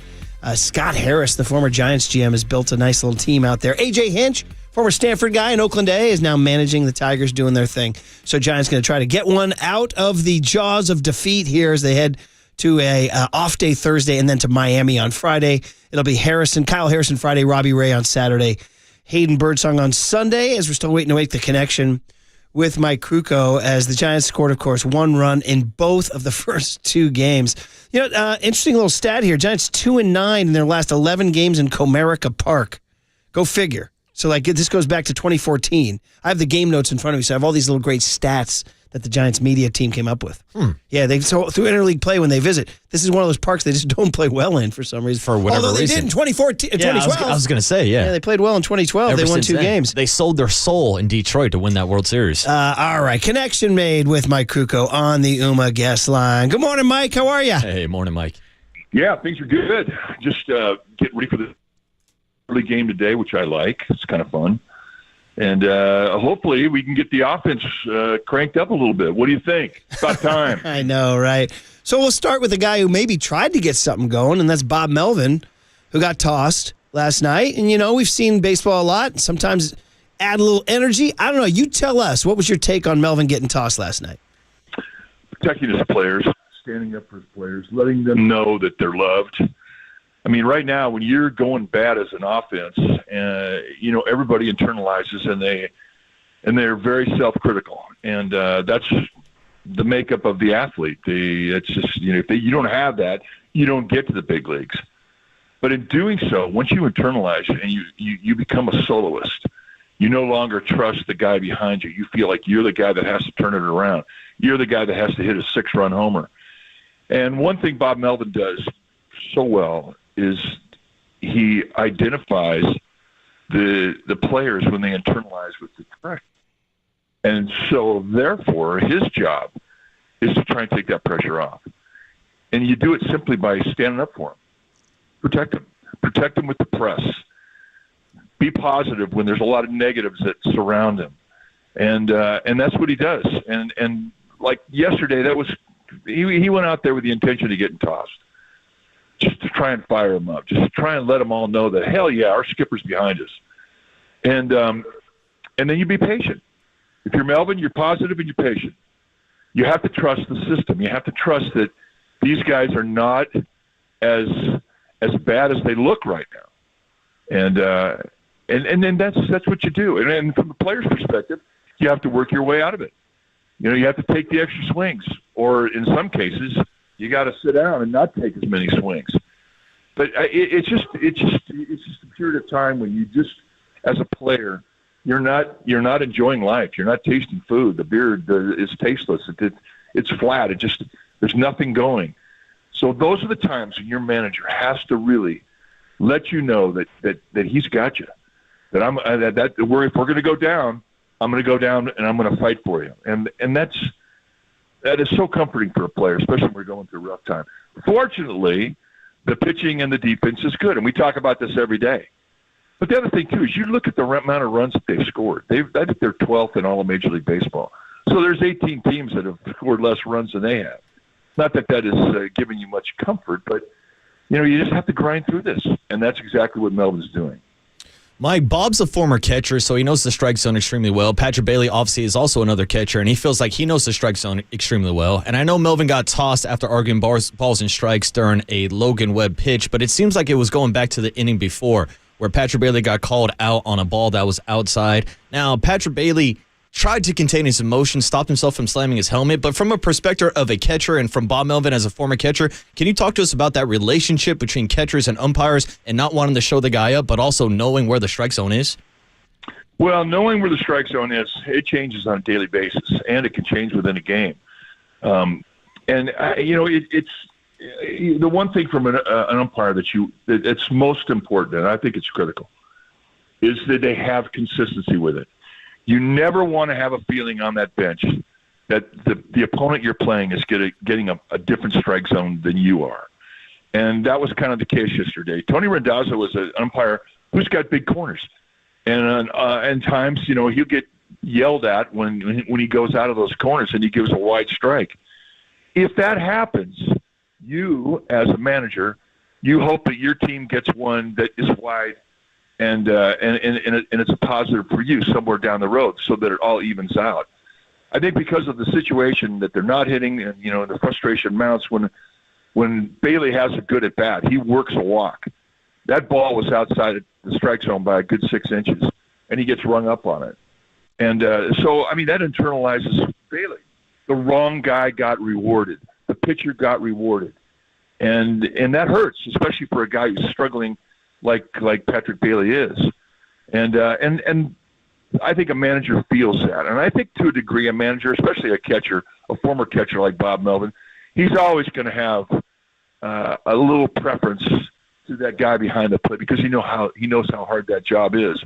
And he's really feeling it now that Bailey's going through a tough time at the plate. I mean, Bailey swings. I mean, there's no fire behind the swing. There's no snap to the barrelhead. He's dragging his bat through the zone. He's just trying to make contact.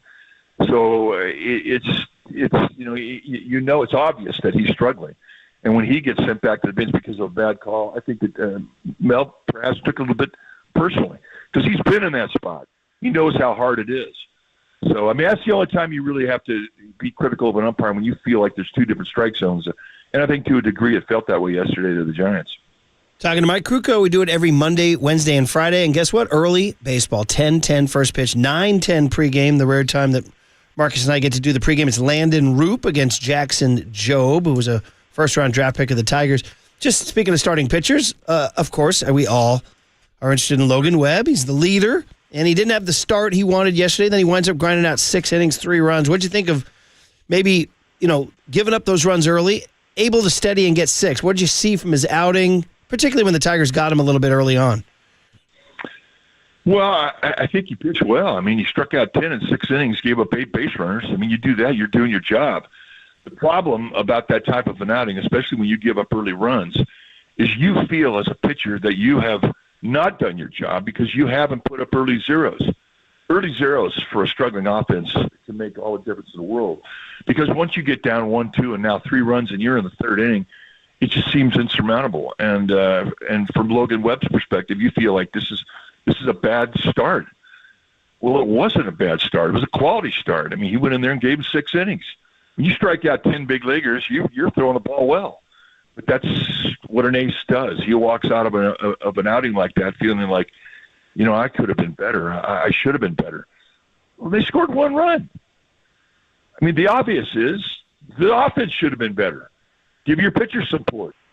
But, I always tell you the story, and I say it every year. I mean, we went through this when I was in Philadelphia one year, and we had Pete Rose and Mike Schmidt, and we had, Gary Matthews and Gary Maddox, and we had Manny Trio and Bo Diaz. We had a good offense, right? We didn't. They didn't hit, especially the first half. So as pitchers, we're going out there with our feelings hurt. We're pitching well, and we're not getting anything for it. So there came a time when Pat Corrales, our skipper, called a meeting, and we just thought for sure he was going to tear into the hitters. And he starts up, and you know what he does? He tears into the pitcher. And the whole message was, look, yeah, we got a struggling offense. Go and throw a shutout. Quit your bitching. And it was a head slap to all of us. And guess what? That's exactly what we tried to do from there on out. It was like pick up the offense. Go out there and give them a day where they don't have to score a lot of runs and they can win. And that's exactly how Logan Webb felt leaving that field last night. Statistically, it was a great start. But he didn't think so because he felt he put his team in a hole and they couldn't overcome it. So that's what happens when you're slumping offensively. Everybody wears it. With those 10 strikeouts yesterday from Logan Webb, he moves into 6th place in Major League Baseball with the most strikeouts by any pitcher this season. Mike, throughout his career, he's been known more as a ground ball pitcher. What do you think is the biggest reason why we've seen an increase in his strikeout rate this season? Well, he's got new weapons. I mean, for most of his career, he was a 3-pitch guy: sinker, slider, changeup, and now he's come up with a 4-seam fastball. He's throwing about 10% of the time. What he's learned with teams going up there to hit against him, they're all looking for stuff down around the knees, and the guys who are giving him problems are guys who are low ball hitters. Well, now he's got a 4-seam fastball that doesn't have sinking movement, and not only that, but he can locate that up around the letters. That has become a real weapon for him, and it's really resulted in strikeouts. You go back and take a look at the usage of those 4-seam fastballs. A lot of the times they're in 2-strike counts, and guys are swinging and missing. Why? Because they're getting comfortable looking at movement that has sink, and then all of a sudden here comes that 4-seam fastball across the chest. They can't get the top hand on it, and they strike out. And I think that's been the biggest reason for his increase in strikeouts. And plus, when you get into the mode where you're trying to throw early zeros up and whatnot, you get into the strikeout mode early, and that's another thing that is a negative when your team is not hitting. You try to do too much. You try to strike everybody out, and you got to get over that. It's all about trust. You have to trust the guy behind you in the lineup when you're not hitting. You have to trust the defense when you're putting the ball in play. And right now, I mean, it's something that they can improve upon. Trust the guy behind you. Trust the defense behind you. Trust the guy who comes in from the pin when you give up the ball. And that's when you really take off as a team. So right now, I mean, they're sitting here right around 500, and and there's ways that they can improve this club, and it's going to be up to this team to do that. Mike, it's just in closing, it's not really a controlling topic around here, but just a quick thought on the Tigers, because it is Scott Harris, the former Giants GM, and they're turning out to be one of the best teams in all of baseball. When you look at this club, what do you see? Well, I see that they've drafted well when they've gotten their ass kicked, and they've had really, really horrible years. And that's number one. Those are your building blocks. Casey Mize is finally started to justify being a number one pick. And when you take a look at what Scuba has done, it's been remarkable. He was a 9th round pick. Yeah. Here's a guy that's got 2 of the best pitches in the world, the fastball changeup combination, and he's also got 2 other pitches he can strike you out with. Riley Green has been an anchor in the outfield, and now he's gone from center field to left field. Their team has thumped all the way through the lineup, where in their ballpark, they can beat you with one swing of the bat, and their defense is very good. Their base running is very good. They do all the little things very good. And what does that speak of? It speaks about A.J. Hinch and his staff. They're well taught. They're well disciplined. And the other thing too is, they're finally getting some productivity out of Torkelson. Torkelson's a guy who I've been rooting for ever since he got picked number 1. But this year, he's got 10 RBIs and 40 RBIs and 10 home runs or something. He's not hitting for great average and whatnot, but he's hitting for great production. So you throw all that together, and you see a very confident team. And everything that they've done has been very good, from Harris all the way down to the bullpen coach. Everybody's putting in positivity into that clubhouse, and it's showing up on the field. Yeah, they're a good team. They're not going away. Well, you're right about drafting. I mean, Riley Green was the 5th overall pick, and the guy going today was the 3rd overall pick. So when you stink, you get good picks. So you got to hit on those. The guy, Kerry Carpenter, was drafted by them in the 19th round back in 2019. A lot of these guys were drafted before Scott Harris got there. And it's a matter of him just kind of presiding over. And A.J. Hinch did a nice job. So anyway, that's it. Just a brief word, because I'm like, who are these Tigers? And here they are. They're up 3-1 on the Giants in back-to-back nights. All right, Mike, it all turns today, right? Right?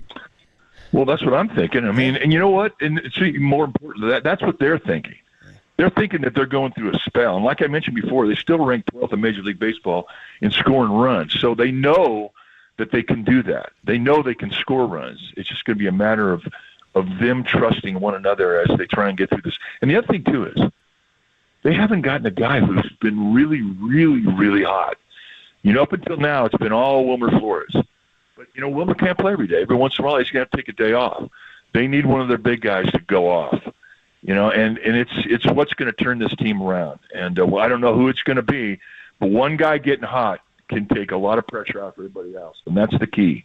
Well, just as we were talking, the lineup just got posted. fairly standard top half of the lineup. A few names in the bottom half of the lineup new. So Yaz leads off in right, Ramos in left in the 2-hole, Flores is in the 3-hole today. Jung-Hoo Lee in center hitting 4th, Matty Chapman hitting 5th at 3rd, Willie Adames hitting 6th at short. Lamont Wade's back in the lineup, 7th at first base. Sam Huff is catching day game after night game. And then Christian Koss is giving Tyler Fitzgerald a little breather there. So just anything on, those Huff and Koss in the lineup, maybe a new look? Well, the bottom 5, I mean, they're the guys that are struggling the most. And so, now that they sat Wade a day to kind of, fire them up, just get yourself going and take a little pressure off, take the day. Well, now, they expect productivity from him. Koss is another guy who, when he's a scrapper, he's a guy who's scratching and clawing, and he's hitting in a 9-hole, but he's had big hits. So, maybe he'll have the big hit today, but it all gets back to your middle, Adames and Chapman. They've got to turn it around. They've got to start having some productivity. A 2-hit day yesterday for Adames. That was good. He still struck out twice.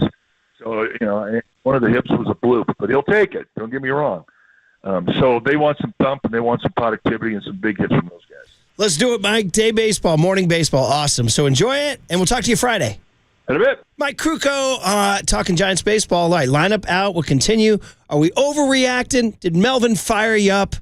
808 KNBR is the phone number. It's the big hit today. And, of course, the Murph and Marcus Show is sponsored by Bigelow Tea. Grab a mug and tea proudly.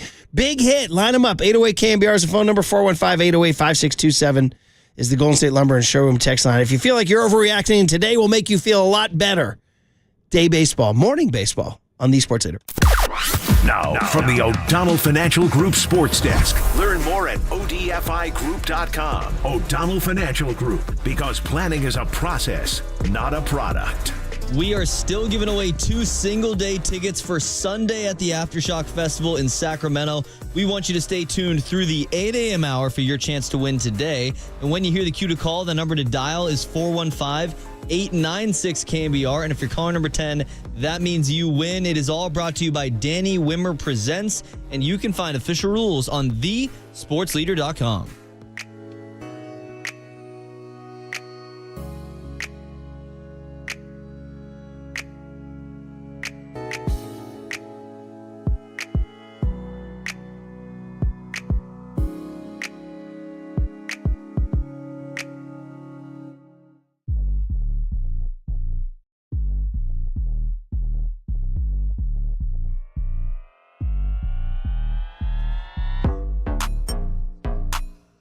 The good people at Provident Credit Union, taking care of your money smartly, safely, and with security.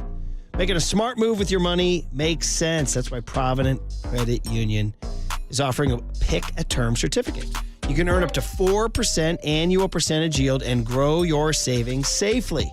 So if you're building an emergency fund or planning ahead for college costs or home projects or just looking for financial peace of mind, you choose the term that fits you. 3, 6, 9, or 12 months and lock in a great rate risk-free, because where you put your money matters. This 4% offer is only available for a limited time. Visit providentcu.org or stop by your local branch to open your account.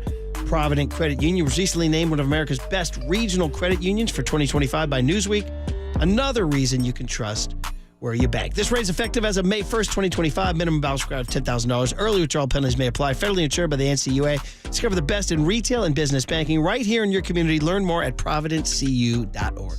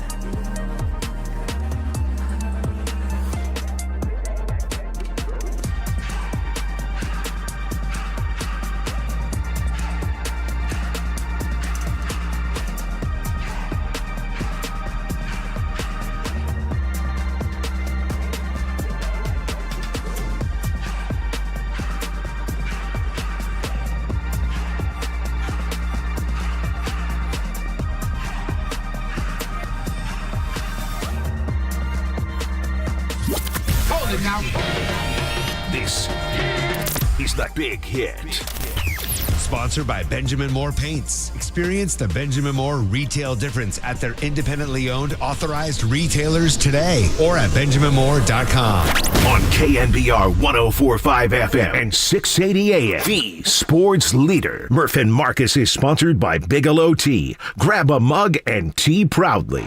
All three outfielders shaded Adames a few steps around to pull. Green playing deep in left. 1 ball, 2 strikes. The pitch. Adames strikes out swinging. A high fastball at 98. He foul tipped it into the mid of Dingler, who was able to hang on. And this game is over. For the second day in a row, the Giants lose by a 3-1 final score here to the Detroit Tigers. Groundhog Day. Joe Rizzo, Giants scoring 1 run. Have you lived this before? Yes, you have. That's why have a little fun with the little nod to Bill Murray's Groundhog Day. Every rejoin that wasn't young Tony or Mike Krukow has been Sonny and Cher's I've Got You, Babe, which is what Bill Murray heard in his hotel room every day. He couldn't get out of the day, Marcus. Oh, you think this is fun? Fun for who? I left my headphones off for that last rejoin, and I'm still hearing it right now, dude. You're going to drive me crazy. We're going to go from Groundhog's Day to the one that flew over the cuckoo's nest. Well, until you go and snag Andy McDowell, then we can finally sing You Don't Know Me by Ray Charles. Who's Andy in this Giants lineup? Who is the Andy McDowell? Yeah, good call. Well, I don't know if who's the Bill Murray in the lineup? Is it Gerard Encarnacion coming up to save the day?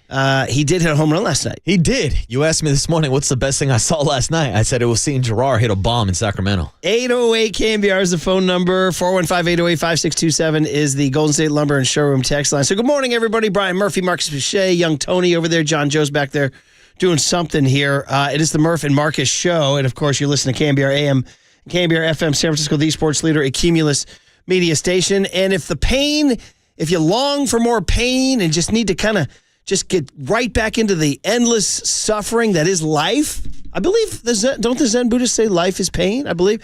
Then we have a Giants game for you at 10:10. More pain. 9:10 pregame, so more pain. Thank you, sir. May I have another? So I'll admit, exactly. Some people like this. Yeah, uh-huh. There used Shout to be out a to line. my folks down in Folsom. There used to be a bumper sticker, Nick's Sticks and Stones can break my bones, but whips and chains excite me. Shout out to Bad Girl Riri. Has a song about that. Does she? Yeah, Rihanna's got a song about whips and chains. Do they excite her? Oh, very. Shout out A$AP Rocky. That's how they got that baby. Oh, hey now. Yeah. Well, maybe that's what we need then, is some Riri. We have seen the hitting coach put on a mask before. If we are going whips and chains. Okay. Then he's going to, maybe that's the... That's it. That's how they solve the slump. Break out the Git mask. By the way, 209 says, me playing I Got You, Babe by Sonny and Cher Rejoin is my revenge for a week full of Opa! Now I understand. Very good. 415 says, I'm worried because I'm not liking what I'm seeing when they play A teams, the good teams. Well, you can make the playoffs by beating up on lousy teams and just playing 500 against good teams. Yeah, I mean, I don't have the schedule right ahead of me, but they have beat some good teams this year. It took 2 out of 3 against the Yankees. Did they take 2 out of 3 against the Phillies in Philadelphia? I think they did. They split 4. They split 4, so they won 2. But they've played some pretty good teams so far. Out in Chicago, taking on the Cubs earlier this year. I don't think they're only beating up on bad teams. I mean, they did lose a game to the Colorado Rockies. Here's what's happened in May. They took 3 out of 4 against the Rockies. They lost. They took 2 out of 3 from the Cubs in Chicago. So that's a good series. That's a really good series. But then they followed up again, swept by Minnesota, losing 2 of 3 to Arizona, swept the A's, lost 2 of 3 to the Royals, took 2 of 3 from the Nats, and have now lost 2 against Detroit. So it's basically a 500 month. Listen, I said 5-4 on this road trip would do me, and really all I needed was one of the next 2s. I just need today's, and that's kind of my big hit for you guys, is that it's okay to think that you're overreacting, because as bad as it is, and believe me, I'm as upset as everybody, I got as frustrated as everybody, and I could feel the tension when Wilmer Flores hit that high fly ball in the first inning yesterday. If anybody was watching, it was early, 3:45.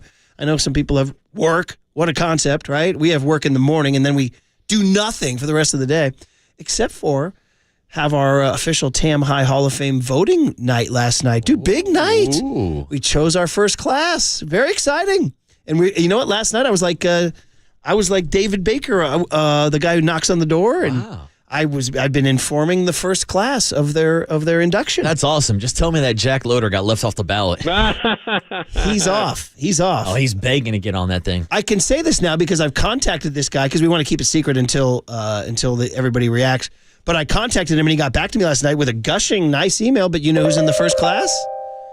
Tamalpais Eye's own, your Giants pitching coach from last year, Brian Price. Yeah. He's the only Tam High guy who ever managed a Major League Baseball team, That's dude. pretty awesome. Congrats, yeah. B. Price. Yeah. And he was also 2007 Major League Pitching Coach of the Year for the Diamondbacks. But anyway. Didn't he visit the team as well? He visited our Little League team. But he wrote back a really nice note last night. Said he was really touched and honored, and he's thrilled to be part of this whole thing. That's awesome. And you brought the Little League team to the stadium, right? Yeah. And had a couple of conversations with him before the game. Great knowledge. Awesome. The guys who came over and dazzled were Will Clark and Kipe. And then, signed autographs that day? And I literally had to say to Kipe, who is that? Because it was Robbie Ray. Ooh. Well, Ray didn't have his hat on or a jersey on. He had like a Under Armour workout shirt on and tight pants. And I just didn't facially recognize him because he hadn't pitched all year. I mean, that's the thing, too. Robbie Ray looks like a completely different person without his hat on. Like, I've always heard the expression that hats are like makeup, but for men. I understand it when it comes to Robbie Ray. He looks like two different people when he takes off the hat. Well, I'm wearing my hat now more often. Have you noticed? Yeah, you look so much better. Do you know why? Because I got people around the office going, who's the guy with the gray hair? So I feel like, doesn't it make me look younger? Yeah, a lot younger. Don't you think? Yeah, Young Tone? uh-huh. Yeah. Definitely does, yeah. You know what I need? Say that or dye the hair. Do I go to the dye? No. We need you to go even younger and younger. I need you with like the La Russell Winnie the Pooh hat. That's the type of hat I need Murph rocking. Everett Washington, I'm here for the first time. I'm here. If you watch he's showing up at random spots all over America and just announcing that he's there in his super cheery way. Mm-hmm. His super cheery way. Danville, California. I've never been here, but I'm here. Come out and see it. Pull up. Come see us. Those are the vibes I'm looking for. And it's always a day show, too. Got a matinee. Mm-hmm. Bring the family. Exactly. Winnemucca, Nevada. We're here. So anyway, wait, 925 says it's called hat fishing. Is that right? Hat fishing. That's hilarious. Yes, it has. That's the proper term. But yeah, I've heard a lot of females say that men use hat as makeups a lot of the time. To be honest, to cover up their bald spots. That's hilarious. Yeah. Hat fishing. Yeah, That's hat a great fishing. line. I'd never Hat heard that. fishing. Today, you know what? That's something I learned today. Hat fishing. But also, there's been like a case a couple times where I have gone out to a bar wearing a hat, and a girl will say like, "Can you take your hat off for me?" I'm like, "Whoa! You just met me. You got to buy me a drink first." But then they're actually pleasantly surprised by the head of lettuce that I do have because I got some nice hair. You got great hair. Yeah, so they're always surprised, like, "Oh, why are you wearing a hat? You have good hair." Yeah, but make sure the people around the studio know which one's which. Yeah, right, make sure they know what color mine is. By the way, 707 says, bro, huge digression. You never finished your story about the Wilmer Flores at bat. That's what I was saying about the tension in the air is such that when Flo, as I like to call him, hit that high fly ball in the first inning, I was like, yes, finally. And there was something about the way Riley Green just pulled up to the wall and casually his body language was like, this is not leaving the yard. Even though his glove went up and literally took it from it would if Riley Green wasn't there, it would have been a home run. So you're telling me that Riley Green hat-fished us? Exactly. We got hat-fished at the warning track. And my point of that story was like I already felt the tension. Like I was always like, yeah, we already can't. And I said out loud, can we get a break? And I said, can I get 6 to 8 more inches? Hey now. Shout out Steve Carell from The Office. Michael Scott. You know what Michael Scott would say. Yeah. So anyway, so my point is already you're feeling frustrated. Then Chappie hit one later on. And then in the bottom of the first, Riley Green hits a ball in the gap. And it looks to me like Yaz is going to cut it off. And it gets past him. And I'm like, I'm yelling at the TV like, wow. Now in the span of like 10 minutes, Yaz has not cut off a ball I thought he should have cut off, although I guess FP said it was 115 off the bat, but still, it's the big leagues. And Riley Green casually took Wilmer Flores' home run back, and I was like, already I'm feeling stressed out. All right, so we need something to relax everybody. Maybe just gummies or something. I don't know. Maybe smoke a doobie, play a little Kaminga. You smoke a doobie, play a little Kaminga. Smoke a doobie, play a little Christian Koss. Yeah. Smoke a doobie, play a little Sam Huff because they're in the lineup today. Yeah, and that's why I thought maybe they would flip the lineup a little bit. We've seen Wilmer Flores now move up to the 3-hole today. Jung Ho Lee in the 4-hole. I've talked to you about it a couple times off air. I would like to see Jung Hoo Lee move back to the leadoff spot. I think just for the energy, just for the excitement, just for that spark of like, hey, we're starting off an inning with a Jung Hoo Lee hit. Instead of him getting on base with 2 outs already, it's kind of a rally killer because you don't have too much faith that anybody's going to bring him in. Let Jung Hoo Lee be the spark plug for this offense. Flip him and Yaz. That gives you a little bit more power in the cleanup spot too. Maybe that's an idea, but hey, at this point, like I said yesterday, which one texter was not a fan of, we're just throwing Schmidt at the wall here. Yeah. Well, I mean, we tried Casey Schmidt yesterday. Yeah. He went 0 for 3. We threw it at the wall. Oh, man. All right. 808 KNBR is the phone number, and 415-808-5627 is the Golden State Lumber and text line. Padres won last night. Dodgers won last night. So the Giants fell to 3rd place in the West. They are 15-15 since Buster Posey said to us, guys, we're 16-9. And we're going to have Buster Posey on tomorrow. And we'll ask him. I mean, he'll have some good answers. He's going to be like, guys, we're 31-25. Ooh. Or 32-24. Yeah. So anyway, getting back to what I wanted out of the road trip. If you can somehow steal today, although they're facing Jackson Jobe, who's a good pitcher. One of the top pitching prospects in baseball. Somebody's got to grind one out, man. And Landon Roop is coming off a nice outing in Washington, right? There it is. If they can grind one out today, they'll be back on schedule for me. And they take 2 out of 3 in Miami. They come home 5-4. And then here come the Padres. 4 games against the Padres. And by the way, then here come the Braves for 3, too. So that's a pretty good homestand. Then they go to Colorado for 3. And then, guys, finally, 2 weeks from tomorrow, they go to Dodger Stadium. Now, how's that going to be? It's about damn You got a guy swatting home runs like he's playing wiffle ball. Dude, Shohei Ohtani might be back on the bump pitching by the time the Giants play the Dodgers for the first time this season. Yeah. Oh, gosh. Have they given a timetable on that? No, so he threw live batting practice yesterday. I think he still has a few more BP sessions. And then I don't know if they're going to do a rehab assignment or not, but it sounds like it's right around the corner. I think by next month, maybe by that next matchup against the Giants, he could be making his season debut on the bump. Unbelievable. 415 says, so many long, slow swings on the team. Do you agree that they don't have good, short, crisp attacks of the paths of the ball?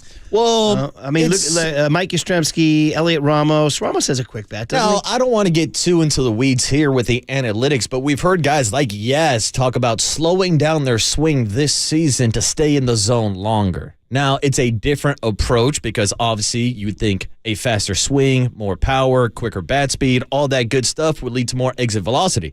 But there's also an argument that if you have a swing that's longer in the zone, you have a longer opportunity to make contact with the ball and put it in play. Yeah. And that's why I think Yaz's average is actually up a little bit more based on his past couple of seasons. So Yaz has taken that approach. But again, this is all about your approach at the plate and really approaches that were installed in spring training and how you're going to attack it. 415 says, Marcus, don't worry. Jung Hoo Lee will be leading off in the 2nd inning. Yeah, see, that's the issue. When it's 3 up, 3 down, flip the lineup over, there's Jung Hoo Lee. But yeah, that's not the spark to start the game that I'm looking for. That's pretty because good, man. With guys like Logan Webb, hell, we can go through the entire rotation right now. They're not getting run support. So let your boys go out there and pitch with the lead, which feels like you haven't done now in a couple weeks. 707 wonders, can we DH for Pat Bailey and let the pitcher hit today? That's a silly question. Might have better success. That is a silly question. 408 says, do you get catfished every time Jim Hunter struck you out? Get that? Do you know Catfish Hunter, Young Tom? I do, yeah. You do? Oh, I didn't realize the nickname. I got you. Jim Hunter, a.k.a. Catfish. That's it. Yeah, I'm going back to Doug. Yeah, what happened on that backdoor curveball? Yeah, I got catfished. 831 said they showed a graphic at the Monday game of hittable pitches the Giants saw, and they were all either hanging sliders or fastballs right down the middle, and they didn't hit any of them. Oh, it's not I like see. They're running. Hittable pitches. They're not taking advantage of mistakes. 669 says Johnny Sanchez was an all-time hat fisher. Did Johnny Sanchez have a little tough salad up there? Well, shout out to Copes, who hat-fished you into thinking that he was Johnny Sanchez. He did. Slinging Johnny Sanchez. I do remember the first time he showed up. 707 says, I saw that high fly ball, and I yelled, Wilma! And then I saw Riley Green square up for the catch and nearly tossed my phone. So people watching games on their phones. Yeah. Join the club, cord cutters like me. Do you watch, Young Tone, do you watch on the traditional TV? I was just thinking maybe someone's, we were just talking about it, maybe taking care of some business, or maybe they're out on the road. On the golf course, I'll throw it on my phone for sure, yeah. Will you go TV on the phone or radio on the phone? If I'm on the golf course and I'm playing, it's definitely radio, KNBR all the way. But if I'm at the house, I like to see the game, yeah. I was very encouraged to hear young Rory has discovered MLB audio app, and he was at a Little League Juniors 13-year-old practice. And I said, Rory, the Giants lost. He goes, I know, I had it on my phone listening to it during practice. Ooh. Now, if you're a coach, you approve of that. I do approve of it, but the next question would be, where's the phone?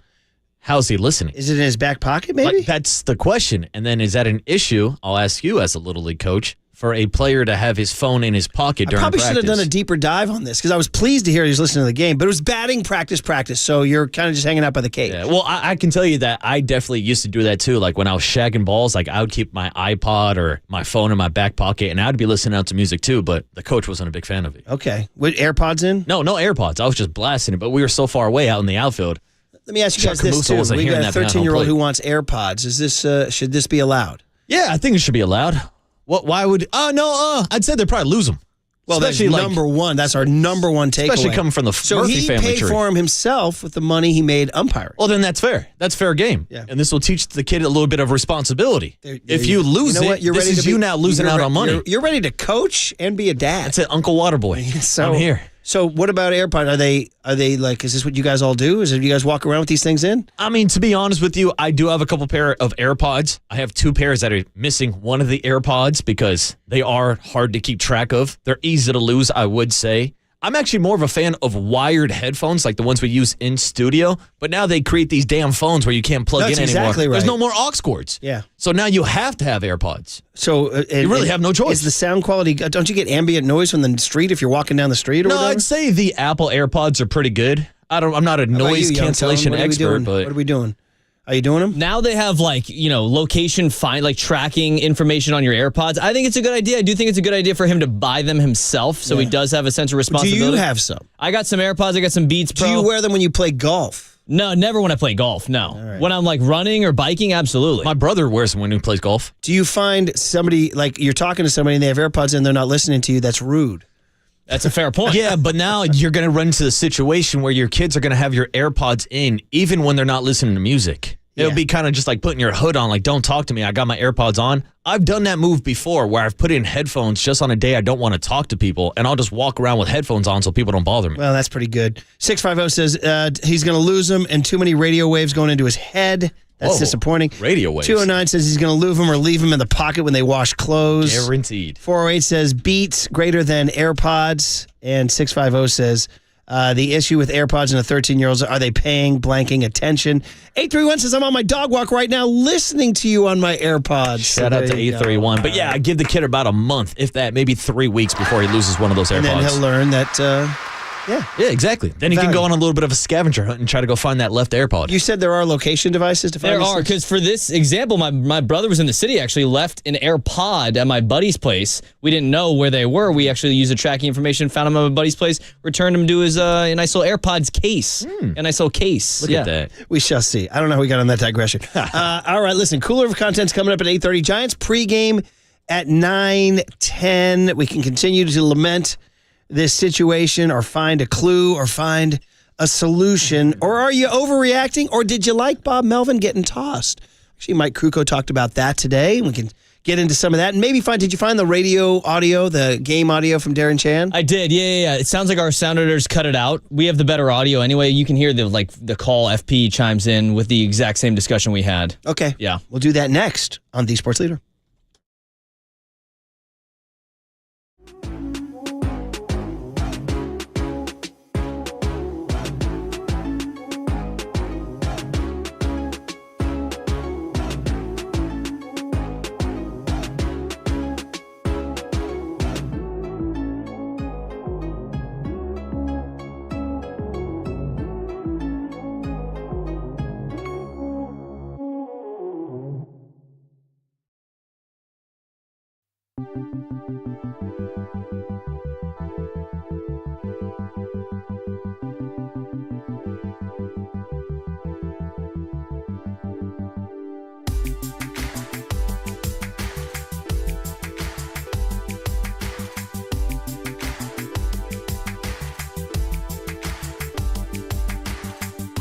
All right, Wednesday morning, May 28th, and Steve Moskowitz is here reporting for duty to help you. Steve, you want to talk to the good people out there. What do they do if they didn't get their ERC check? They call. I'm talking to so many people that are really concerned if they're ever going to get that check. They're very worried that President Trump and his promise to cut $2 trillion with a T off the federal spending might take his pen one day and say, no more ERC. That would be a nice big savings. So the bottom line is right now, while this is still good law, there's 3 different ways for us to hurry them up. We want to hurry them up and get your money while you still can. But what if you got a nasty grant and said, you don't qualify for ERC, no ERC for you? Right now, the IRS is being accused of using AI to deny people, and they don't even know if you qualify or not. By the way, last year, the United States Supreme Court decided a case very helpful for people for ERC. The bottom line is, whatever your situation, we have a free consultation. We'll explain everything to you. And the only thing you have to do is say, hey, Steve, I want my ERC money. That sounds real good. Give him a call. It's tax attorney Steve Moskowitz. He's my tax attorney. He should be your tax attorney. Give him a call at 888-TAX-DEAL, 888-TAX-DEAL, or go online to moskowitzllp.com. Now, from the O'Donnell Financial Group Sports Desk, learn more at odfigroup.com. O'Donnell Financial Group, because planning is a process, not a product. We are still giving away 2 single-day tickets for Sunday at the Aftershock Festival in Sacramento coming up in October. We want you to stay tuned through the 8 a.m. hour for your chance to win. And when you hear the cue to call, the number to dial is 415-896-KNBR. And if you're calling number 10, that means you win. It is all brought to you by Danny Wimmer Presents, and you can find official rules on thesportsleader.com.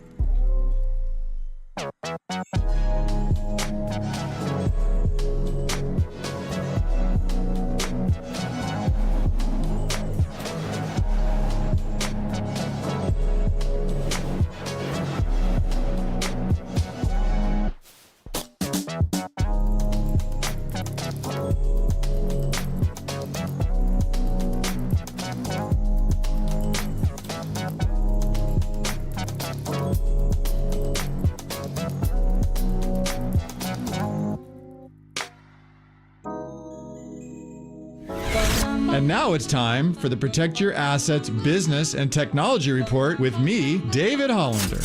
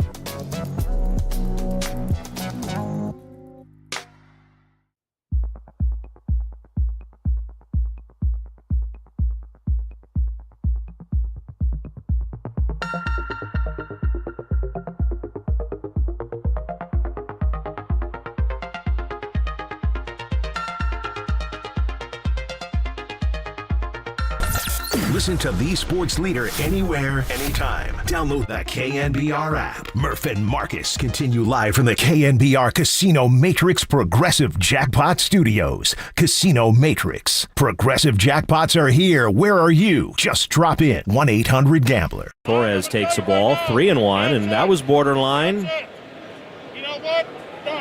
And I think that was Bob Melvin that just got thrown out. It's getting right in the face of Tony Randazzo. Lots of frustration on the Giants side right now. Bob Melvin said, "You're better than that." And then Tony Randazzo said, "You're better than that." And he said, "Not tonight because you're better than this." Good stuff from FP and Darren Chan's Mike's picking it up there. And yes, Groundhog Day. We've had this as a rejoin every segment. It's working. It's driving us slowly crazy. It definitely is. Sponsored by Marin Health with top physicians, surgeons, and clinicians right here in the North Bay. Marin Health puts you closer to your best health. World-class care, closer than you think. Listener pointed out something, a nice little touch. It's true. Chrissy Hind of The Pretenders and UB40 do a really good cover of this. It's true. It is a good cover. Wow. But then again, how are you going to do better than Sonny and Cher, who, Young Tone, used to grace the American television set back in the early 70s. They had a variety show. And, it's kind of the new era, kind of a hippie dude and a hippie chick. And they were like, hey, this is the new generation, Sonny and Cher. And she's still going. We lost Sonny a while ago. They eventually split up, I think, because Sonny became a Republican congressman from Palm Springs. Wow. Cher is not a Republican congressperson. I was going to say, I did not see that ending of the story. Yeah, and then didn't see the ending of him at a ski accident into a tree. Whoa. Holy, I know. Jeez. Hate to get a little grim here. Let's get back to baseball. This got dark quick. I know. Let's get back to Cher riding a cannon, singing. What was that song she sang on the? She's on the boat with the big cannon. She's sitting on the cannon. She was riding a cannon. Oh yeah. Or a torpedo thing, whatever the heck they call it. Whose boat was she on? Yeah, Tommy Lee's? Pretty much. Oh my God. Pretty much. She's striding it. She has a whole bunch of sailors around her, and she's got one, yeah. Shout out to There's not P-Mac. much- That was low-hanging fruit. Not much left to the imagination. Yeah. I remember The Onion had a story that back in, what was the song a hit? 99-0001, something like that? What was it? The Onion. You guys know The Onion? Yeah. You guys know The Onion? Oh, yeah, I'm down with The Onion had a Onion. story that said that center of Earth, like some, NASA or whatever, some geological study into the center of the Earth showed that detected a slight thumping that turned out to be the reverberation of Cher's Believe, heard all the way down in the center of the Earth. Because it was so freaking endlessly prevalent in 1998. This is how you roll. Oh, dude, this is a great song. I would listen to this on my run, on a bike ride, on playing on the golf course, literally any. This is an all-time banger, dude. Just driving home. I like the way you Good support vibes. it. Was she singing about Sonny? Do you believe in life after love? After Sonny and Cher broke up? Maybe. Was there life after love?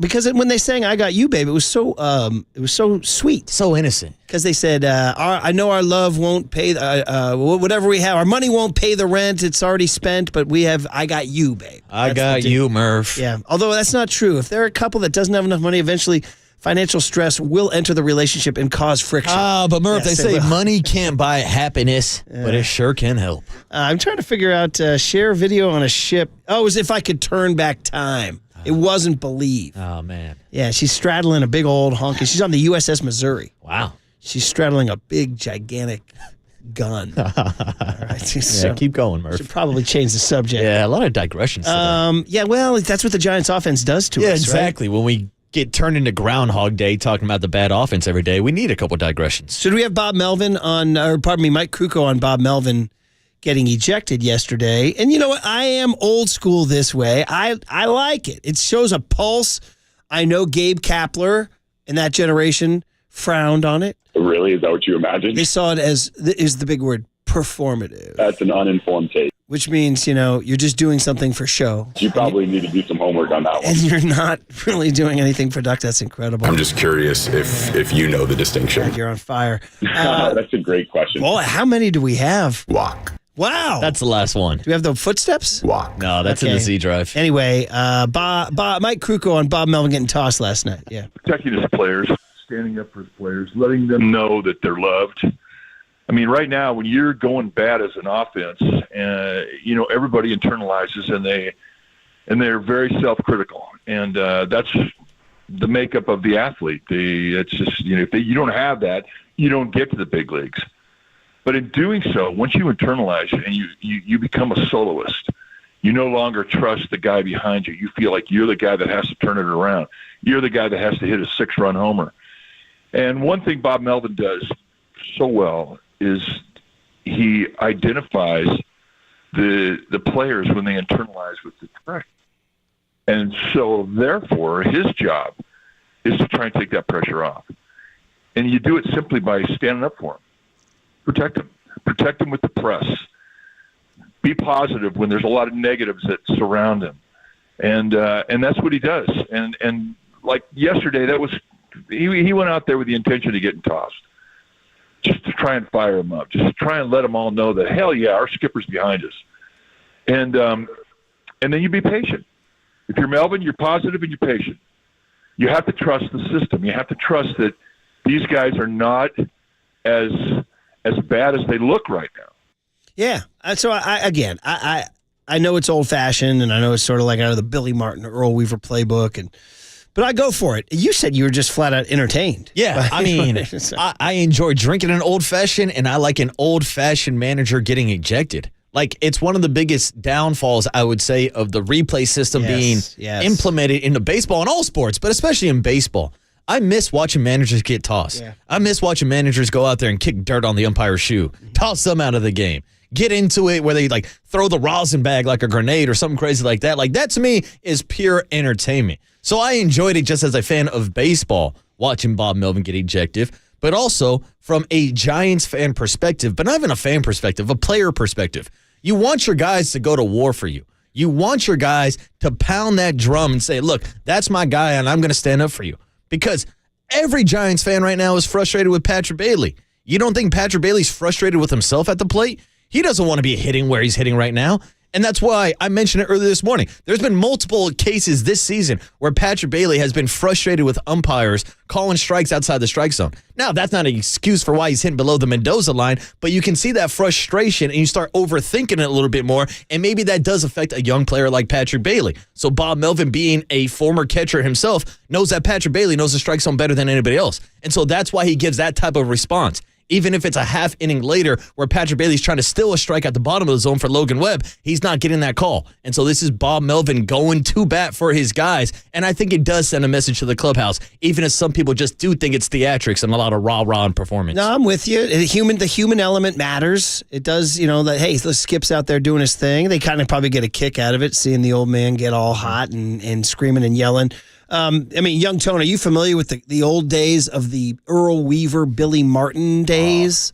Have you ever seen video of what used to happen? Ooh. How managers used to treat umpires? I think so. I've seen some old footage. Definitely kicking dirt would be like something light. How you feel about that if Holler comes in here and just starts kicking dirt on you? Bro. Right? I'd feel uncomfortable, honestly. Or if you went in and started kicking dirt on Holler. I would never. Come on. And the things they would say to Earl Weaver, my God, the things he would say, and the mics have picked those up. You can still find those on YouTube.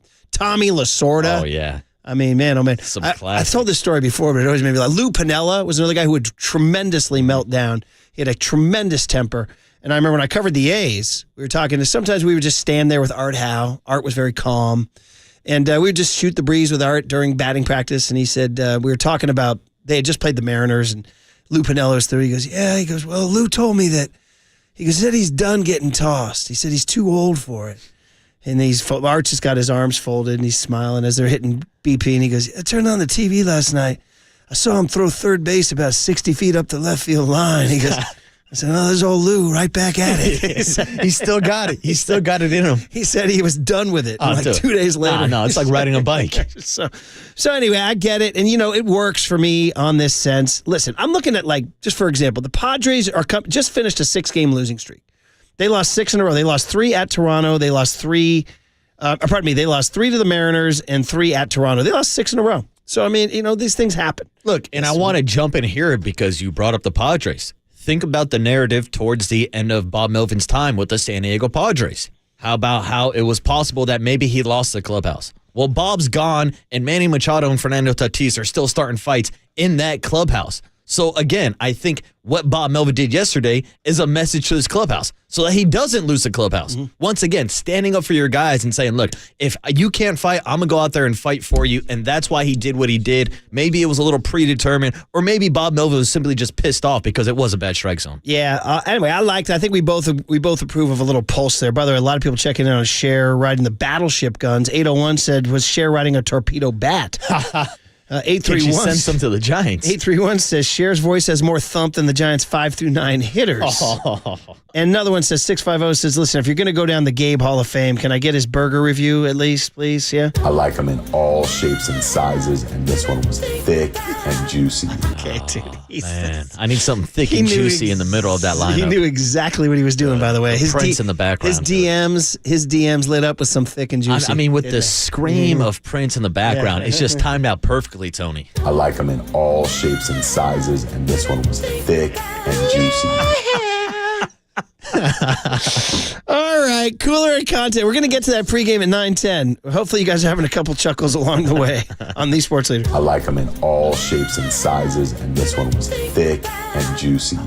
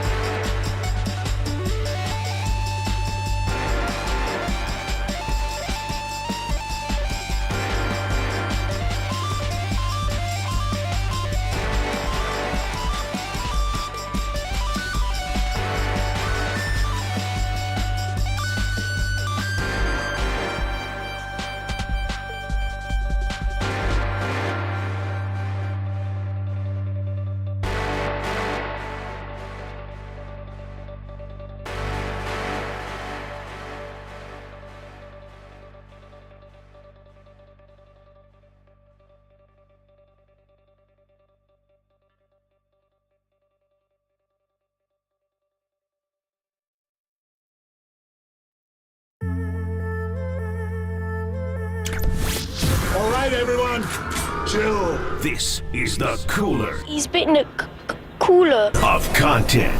Cornucapacious of joyful news. We might be on to something. Yeah, baby! Murph and Marcus is sponsored by Bigelow Tea. Grab a mug and tea proudly. All right, the Cooler of Content is sponsored by Marin Health with top physicians, surgeons, and clinicians. Right here in the North Bay, Marin Health puts you closer to your best health, world-class care, closer than you think. Little Matty Mayoko this afternoon at 4:50 with the afternoon boys. Niners OTAs underway. So far, nothing really to report. Thursday, the media gets a chance to get out there and see what they have to say and do, and we'll get all that. We're trying to chase some 49ers players for y'all. We're always working. Always working to get you guys something. Always working. Looking forward to see this group of rookies this year. Honestly, I just want to see and hear more of CJ West after making an appearance down at Twin Creeks the other day. I guess technically he hasn't signed yet, so he's not doing like sign the man radio hits. So, okay, Pat McAfee at the Pacers game. So they have their celebrity fan. Who's the Warriors' biggest celebrity? It's E40, right? Yeah, E40? front row 40s there, damn near every game. Too short? Yeah. Who else? Anybody else we're forgetting here? Who has a bigger presence? I'd say the guy that always wears the Steph Curry Davidson jersey. I always like pointing him out, but he's not really a big celebrity. Well, Pat McAfee is the Pacers celebrity fan, and those New York fans traveled to Indianapolis. So right before the game, they gave McAfee the mic. He had a courtside seat. So, and he just went, this is Pat McAfee style, going sort of WWE on to hype the crowd in Indiana. Indianapolis, Indiana. We got some big wigs from the big city in the building. Spike Lee is here. Ben Stiller is here. Timothy Chalamet is here. Let's send these sons of back to New York with their ears ringing. Let's turn this All right. How do you rate that for a WWE hype? I will say that Pat has definitely been taking notes from his working as a broadcaster for the WWE. It makes sense. He is Mr. Indiana himself. Did you know that they actually broadcast a McAfee show live from Indiana? Indianapolis, yeah. So they have the entire studio set up there. So that's why he always has Caitlin Clark and Tyrese Halliburton on his show. I had Paul Skeens on before he even got called up to the big league level. I know Pittsburgh's pretty close, and I believe he's actually a Pittsburgh native. But I thought overall the crowd work was good, gave the crowd enough time to respond and boo each individual celebrity. I mean, look, he's no Paul Heyman. Correct, Purdy! But I thought it was a nice promo cut by Pat McAfee. Your thoughts? Pat McAfee, born in Plum, Pennsylvania, went to high school in Plum, Pennsylvania, went to college in West Virginia, but he played as a Colt from 2009 to 2016. So that's his professional home. He's a suburb of Pittsburgh is where he grew up. Mm-hmm. Yeah, it was good. Sure, why not? He's good with a mic. He's got skill. He nailed it. Like, you got to have presence. The funny thing is, seeing Rick Carlisle, the Indiana Pacers coach, walking right by him to get something from the scorer's table, just totally uninterested in all the hoopla. He's too busy shutting down the Knicks. Yeah, he's like, who the hell is giving this guy a microphone? I'm too busy coaching up Tyrese Halliburton to drop 20 in the first half. How about Tyrese Halliburton tonight last night? The first guy in playoff NBA history to have at least 30 points, 15 boards, 10 assists, and no turnovers. Wow. Yeah. And how about the fact that he's putting on these types of performance after being voted the most overrated player in the league by other NBA players? This is a bad take. That's insane. Yeah, and the Pacers up 3-1. Just think about that game one, how fate would be different if the Knicks didn't just choke that game away, man. Yeah, what happened to the Knicks defense, man? Yeah, they're giving it up last night for sure. Wolves, Thunder tonight. That could be it for the Wolves. By the way, I do that Irish podcast, and they've been using me less frequently. They're kind of phasing me out. For Bernie Sanders. Yeah, that's the thing. They're booking Bernie instead. Move over, Brian. We got Bernie. We used to have a great Bernie soundbite who says, you got to take your shots. Because he was at 2016 Game 7, and he had predicted the Warriors would win coming in. He's like, yeah, the Warriors are going to win. And some gal from KGO TV, I think it was KGO, got him on the way out saying, Mr. Senator Sanders, you predicted a Warrior win. How did you know? He's like walking into his town car. He's like, you got to take your shots. We used to have that one on the board. I'm glad that sounds from 2016 and not 2020. Hey-o. Can I riff? And then he, very good. He, so what was the point of that story? I was on the Second Captain's podcast, and they were like, so, Brian, U.S. Murph, what in the end, what will it be? I'm like, well, it'll probably be the Knicks and the T-Wolves. That's what I said. How's that working out? The cooler strikes again. How's that working out? I said, I did preface it. I said, it could be recency bias that I just saw the T-Wolves eliminate the Warriors, but they look pretty good. And I was like, Julius Randle, man. Julius who? Yeah, where'd he go? The Knicks really should have gotten game one. All right, Melvin ejected. The Tigers broadcast has the hot mic. How's this sound, Tony? Hot mic. All right, we have the video. These are all on YouTube, Twitch, and Twitter, by the way. There was video of Pat McAfee, and now there's video of Bob Melvin coming out to get ejected. Hopefully you guys can hear some of this. It's probably better on video than audio, so those of you in your car work with us here. Those of you who have YouTube, Twitch, and Twitter and are streaming on the app, which changed its little branding. Did you see that on your phone? Yeah, the sports leader. It's all big, bright blue and white and yellow. New logo. Who dis? Here it is. Here it is. I said two things to you.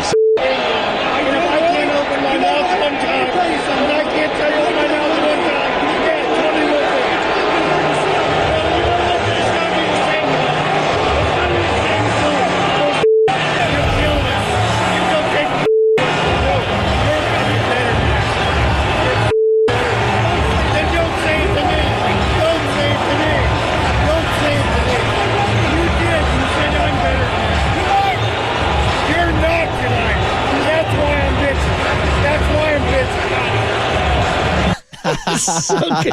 It's so funny because it's two guys who have professional.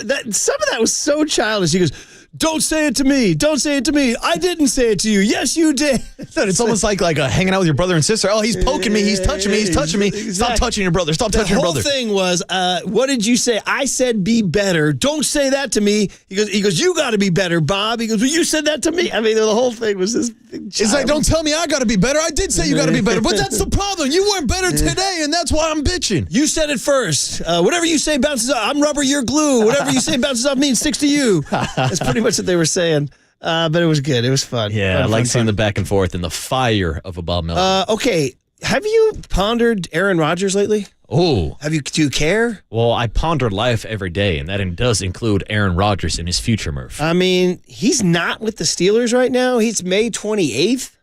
I mean, he's missing gigantic development time and OTA time. Could he theoretically show up at the start of training camp and they'd be effective? I mean, last year he was signed with the Jets, but skipped OTAs to go to Egypt. Do you remember that? Because a lot of people are freaking out about that. I do remember that, yes. So I don't know if this is a different situation because he still isn't signed. Well, and the Pittsburgh Steelers still don't have a quarterback. That year he had at least spent 1 year in the building. Yeah, true. This is so bizarre. So anyway, Terry Bradshaw went on a radio station called 103.7 The Buzz. By the way, the host in this has a severe south of the Mason-Dixon line accent. I know Pittsburgh's sort of close to West Virginia, but this guy sounds like he's straight out of West Virginia. But anyway, Terry Bradshaw, who's still going, by the way, after all these years. The guy was ripping off Super Bowls 50 years ago.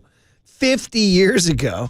And he's still giving relevant sports takes. Now, he, as a Pittsburgh Steelers quarterback, is not impressed by Aaron Rodgers possibly coming to the Steelers. That's a joke. That is just, to me, is a joke. What are you going to bring him in for 1 year? Are you kidding me? I mean, that's not the Steelers' way, right? No, man, that guy needs to stay in California and go, somewhere and chew on bark and whisper to the gods out there. 100%. These guys on the show, Mr. Bradshaw, know I'm not a fan of his. We've been around each other personally, and he was not a kind person. Oh, man, how about that? Go chew some bark out in California. How about my guy? Yeah, thank you. By the way, I sensed that guy was not a California fan. When Bradshaw says, go to California and eat some bark, the guy's like, thank you.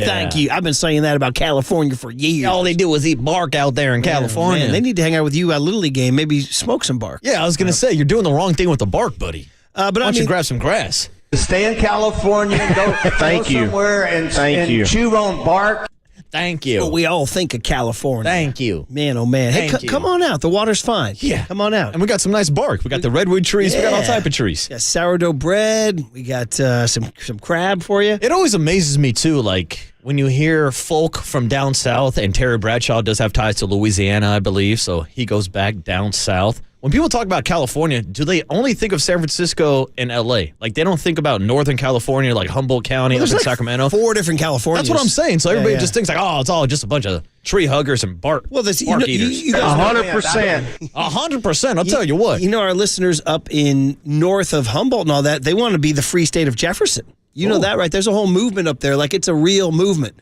They want to be their own state, and they would be called Jefferson. If you had to separate California, I've always thought there should be 3. 3? I could say you could almost do 4 different states. Well, I was going to go, so Northern California, I'd go, truthfully, like Santa Rosa and north is 1. I like that. And Santa Rosa down to like San Luis Obispo is 2. I'd almost 100%. I'd almost stop at San Jose. South of San Luis and is 3. Okay. That's my take. See, I'd almost go San Jose up to Santa Rosa would be my Bay Area section. That's a state? Yeah, it's a whole state. That's a small state, but then That's a lot of people. It's like Rhode Island or Connecticut. Yeah, but we got San Francisco, we got San Jose, we got Oakland, we got big metros. The Bay is its own state. Then give me the breadbasket down to L.A., and then L.A. and San Diego is their own state. The breadbasket should be its own state, too. You could just do the coast. Yes, you could do like 5 or 6. Give me 4 or 5. Hell, give me 13 colonies. I'll take them all. Let's go. Thank you. Thank you. Thank you. Bark. Thank you. Chew on bark. All right, guys. I'll throw a chew in for you. All right. Where were you? Anything else here, young Tony, you wanted to get here? What do you want, Tony? What do you want? We can hit this Charles Barkley. Curly thought this was pretty good. Okay. Charles Barkley. Hey, ESPN, don't try and make Anthony Edwards the face of the NBA. Here we go. Plotting on it or anything. Everybody wanted me to do it like last year at some different point. But it's just technical difficulties, boys. Excuse me. That was the wrong one? That was the wrong. We can't even stand by. Yeah, that did not sound good, Tony.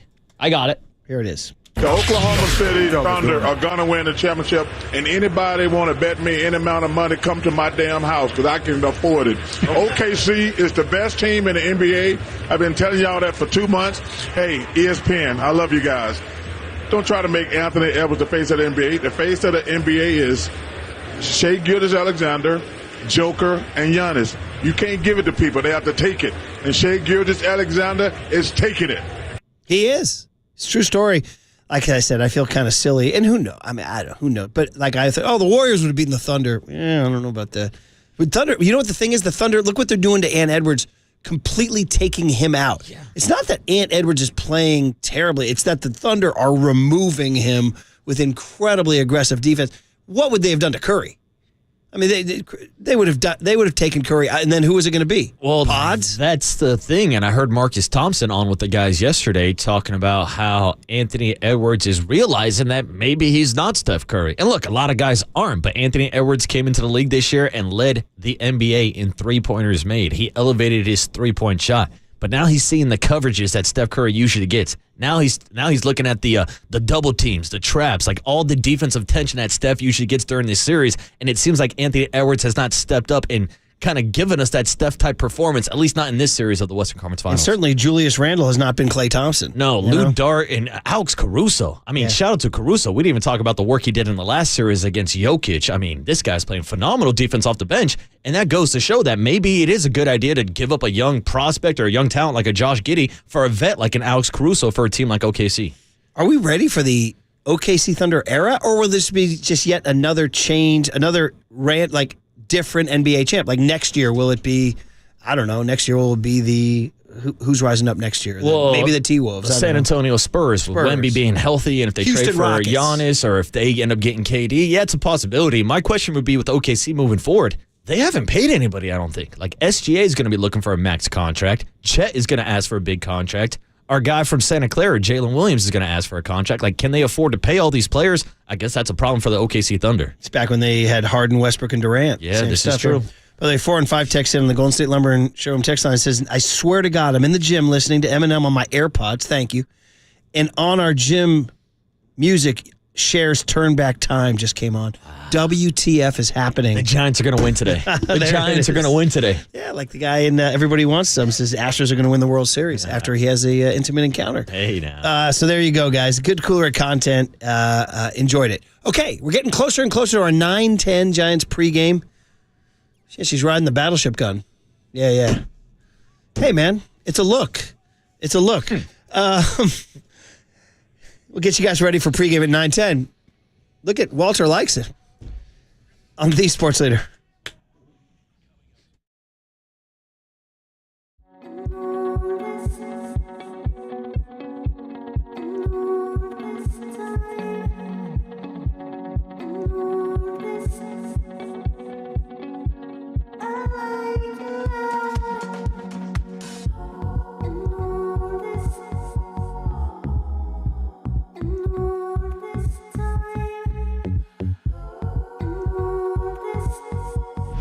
Time for traffic on the Sports Leader.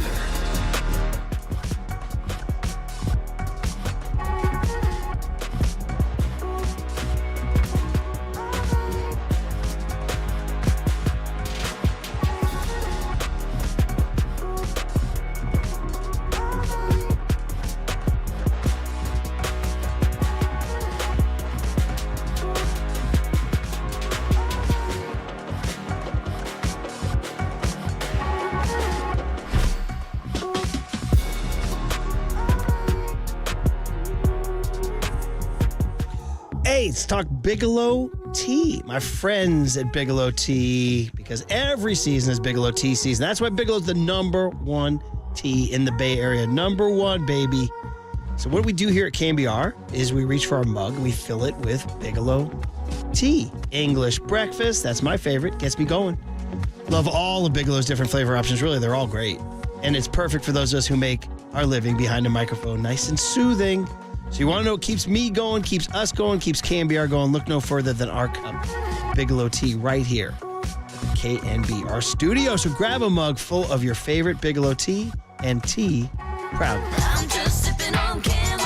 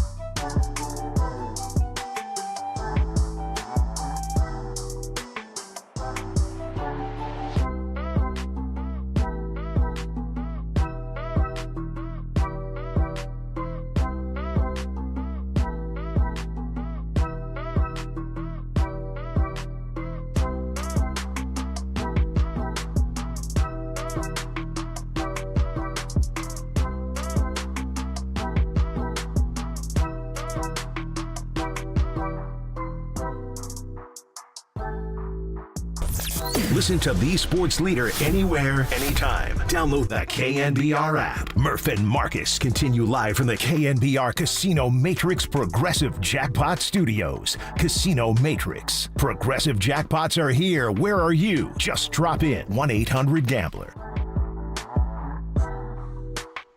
Switch it up. Keep everybody on their toes. We got a contest. Young Tony just had a remix on the rejoin. Okay, what the heck's going on here? I'm confused.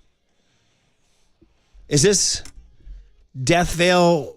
Black Veil Brides. This is In the End, just like us, right?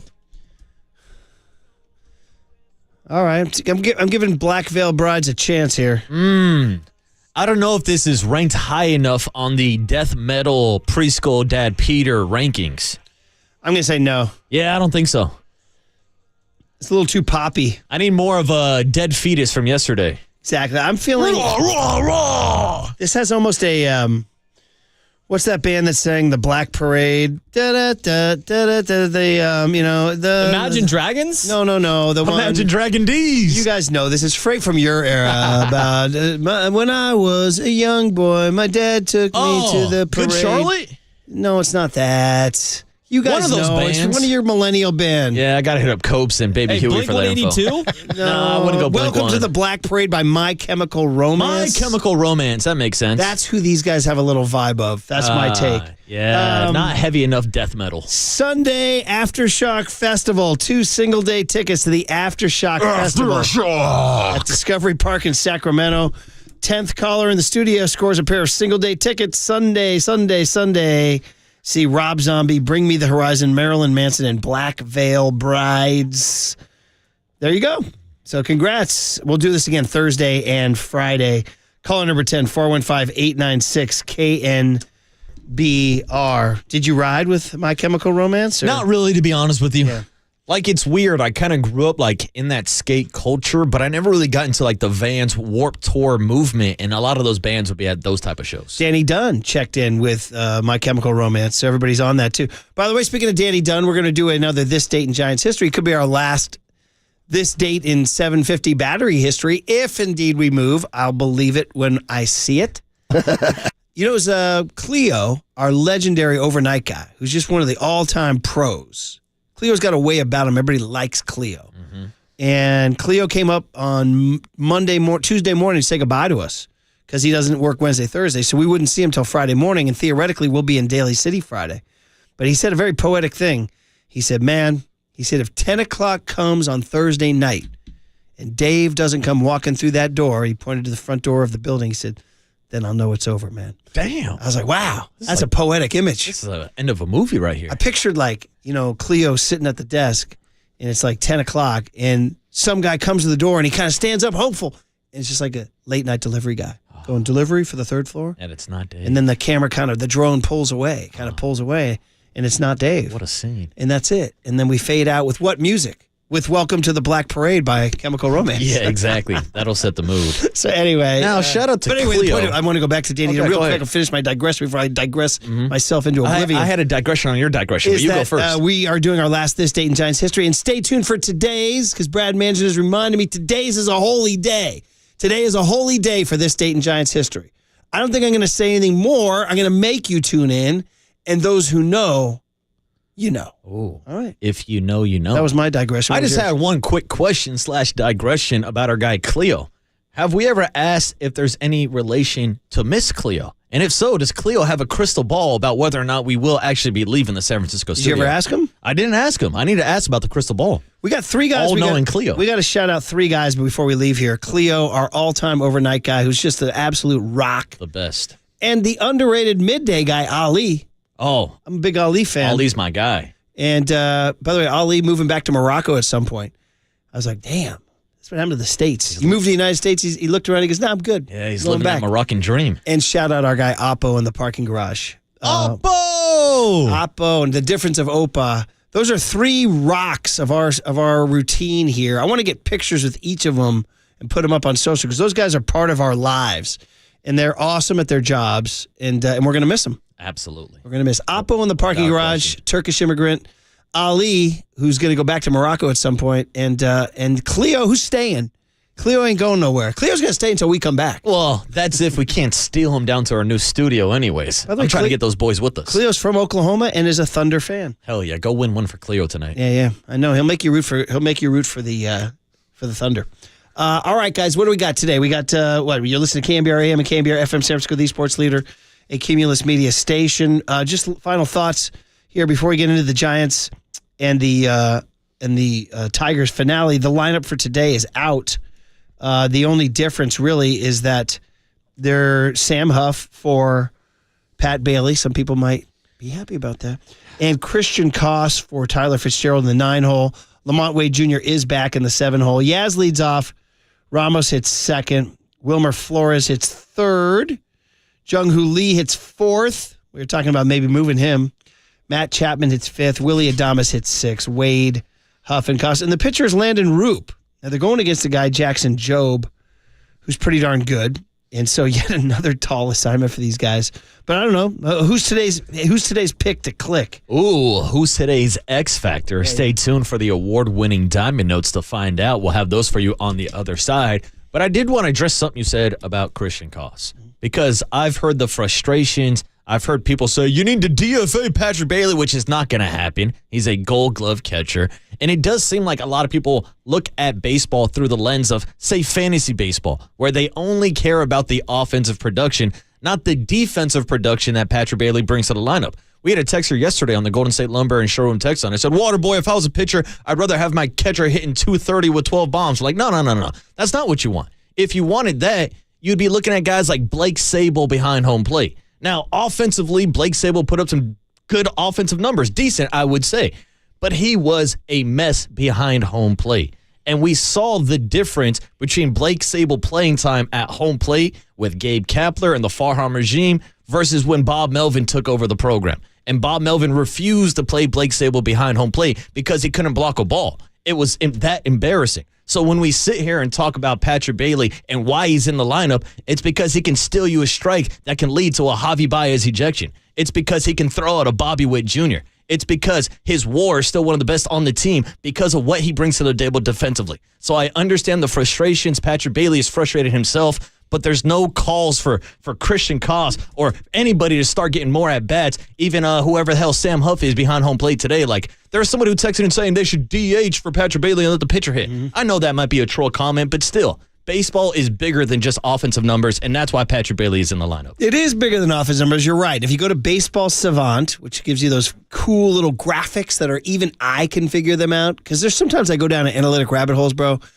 I was on one the other day about it was like about angle. It was about swing angle or whatever. And I was like, bro, I did not become a baseball fan to go to physics class. I mean, they had all these graphs and charts and spikes. And I was like, bro, I tapped out. I mean, some people get off on that because I get off on that. So, but, thank you. But I mean, I like the Baseball Savant because they make it really easy for dummies like me with the big color-coded things. Well, go to Patrick Bailey's Baseball Savant. His fielding run value is deep red 99th percentile. His caught stealing above average is deep red 97th percentile. His framing is deep red 98th percentile.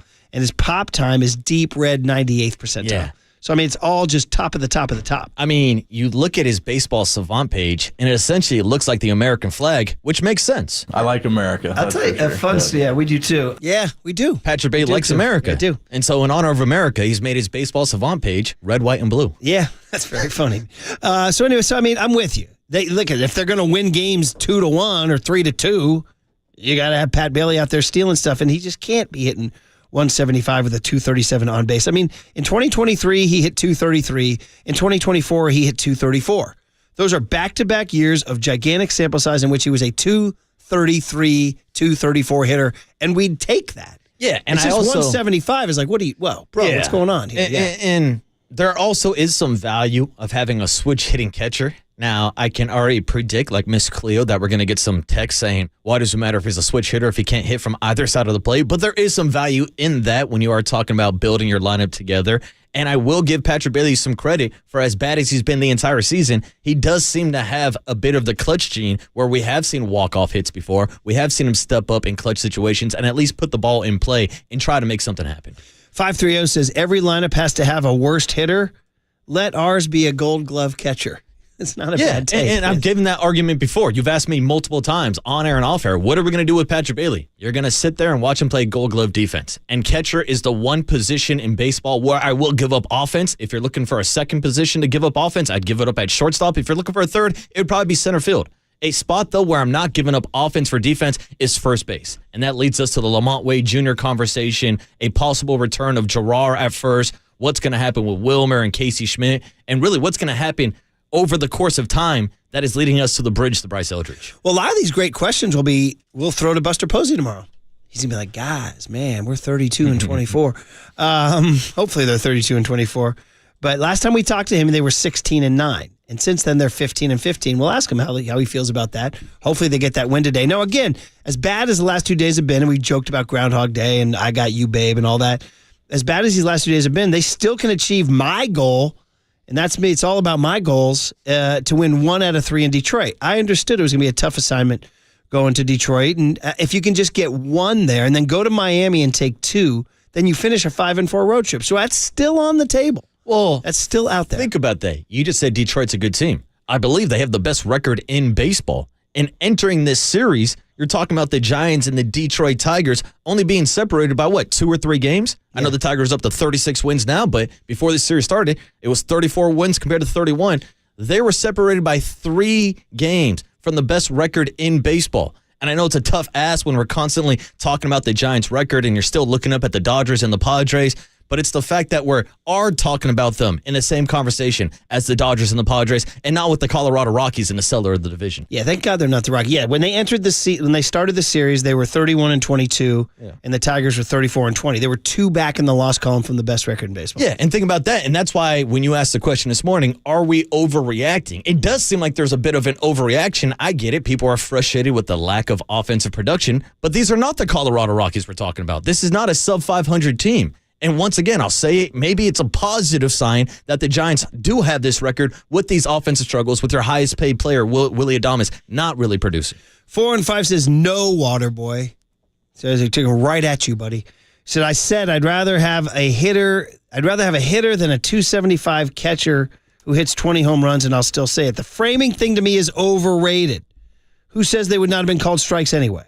And with the advent of the challenge system, it may become obsolete. So very hostile text there. Well, I would say there's actual data that proves that Patrick Bailey is the best pitch framer in baseball. I just told you guys like you literally just went through the numbers. I understand the take about the ABS system, and that's why I'm not a fan of it, because I do like the defensive value. But again, everybody wants a silver slugger at every single position. You're not going to have them 1 through 9 in the lineup. And you had a potential guy that can hit 20 home runs and hit 275. His name was Joey Bart, and they ran him out of town. So that's not an issue for me. That's an issue for the past regime if you really want to get into it. 415. Yep. 408 says framing is overrated. What happens when they go to the automated strike zone?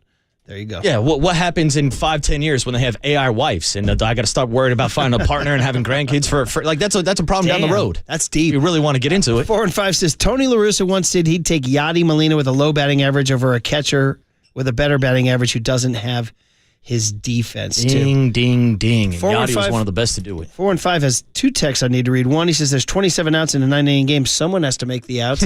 That's the old, that's the salty remark you make. Someone's got to do in it. the dugout too. That was the one Scott Oster told me. Jim Murray, the Pulitzer Prize winner, LA Times columnist, the great sports columnist Jim Murray. They were in one of the World Series. They'd covered some World Series. I don't know, just say it was the 1983 series, and it was the Baltimore Orioles going crazy in the clubhouse, and Jim Murray turned to us and goes, I don't know, somebody's got to win. You know what I mean? Someone's got to do it. So, 4 and 5 also says, hey, where is the Aaron Rodgers painting? Will it move to the new KNBR Daily City Digs? Ooh. Or is it in storage with the Dirty Works dial and the NBA grab bag? That's a great question because we know that the Aaron Rodgers portrait is not allowed in San Francisco. Not going to San Fran. I do have it at home. It's at home. Should I bring it? What would our new coworkers think about that? They'd be like, who the hell is this crazy guy walking in with an oil painting of Aaron Rodgers? 949 says, no love for rock and roll hoochie coo. I got you, buddy. Rick Derringer passed away. He wrote Hang On Sloopy. Pour one out for Hang On Sloopy and all you Ohio State Buckeyes out there. All right, time for Young Tony. What do we got? Murph and Marcus want to know, what did young Tony learn today? Well, so the joke is he's very, very young and innocent. Hey, I know that now, okay? All right, it's sponsored by Bigelow Tea. Grab a mug and tea proudly. We did a little radio bit today of having every rejoin be Sonny and Cher's I Got You, Babe.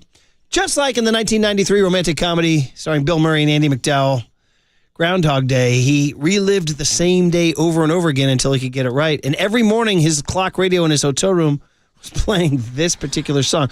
Now, Tony, it wasn't that you learned the song, you knew the song, you just forgot the scene. I forgot the scene, and I also was not familiar with Sonny's Game. Obviously, rest in peace, Sonny and Cher. I did not know they actually sang the song. I've heard the song, seen the movie. Great movie, just did not know the artist. So you're going to do a little Sonny and Cher rabbit hole. They had a variety show in the early 70s. Sonny was, he had the mustache and sort of the balding. He kind of hat-fished people because he had a bald. He was balding at a young age. Hat-fishing. Cher was considered a sex symbol because she was a slender lass with really long hair past her rear end.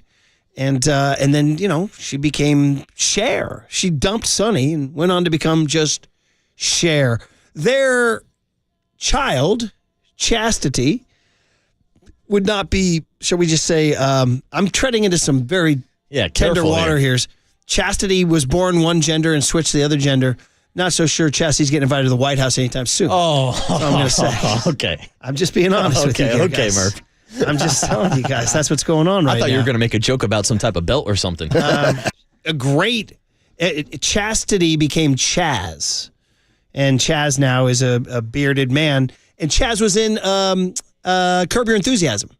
Started a fire with his private part by knocking over a candle. Wow. That's a true story. It's a hell of an episode. Well, there you go, guys. There's the What Did Tony Learn Today? Yes. And Murph, keep it moving, baby. Keep it moving. And he did mention the hatfish situation, which is, I think, something that OG Murph learned today also. Yeah. That guys, inquiring minds want to know, what did OG Murph learn today?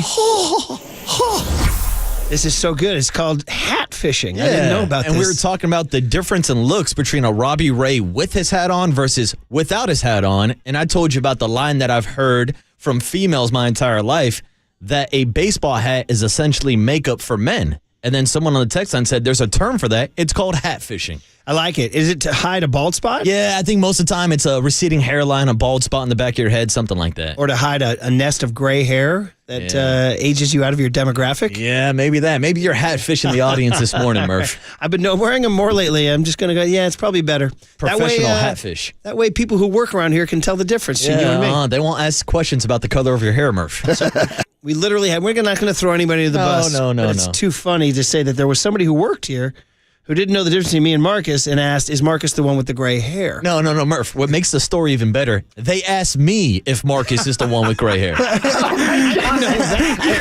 didn't know he was asking you. And I stared him down in the face. I was like, wait a second. I'm Marcus. That's hilarious. You're asking me if Marcus has gray hair. That adds to that's the key point of the story. That's hilarious, I'm like, no, I don't have gray hair. We're not going anywhere. We're doing your pregame.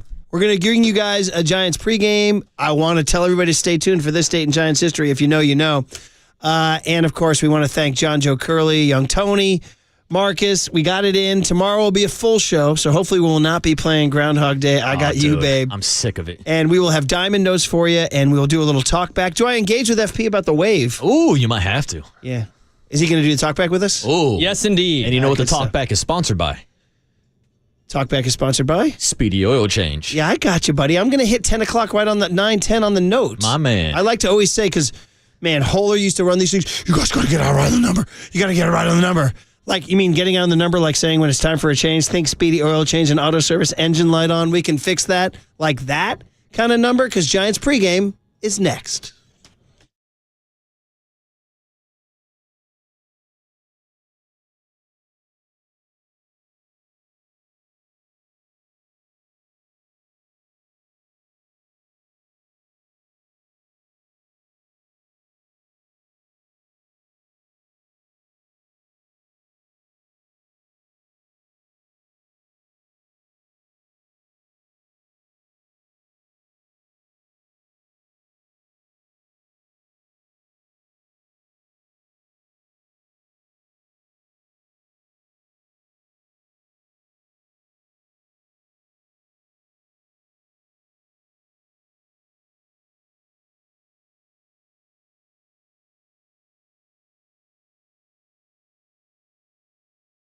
Welcome to Comerica Park for the finale of this three-game series between the Tigers and the Giants. It's a salvage operation for the Giants as they try to win one for the road on their way to Miami. They'll send Landon Roop to the bump, who was brilliant last time out against the Nationals. The Tigers, they'll send right-hander Jackson Jobe to the hill. I'm FP Santangelo along with Joe Rizzo. It's morning baseball on the radio, and the Giants pregame show starts right now.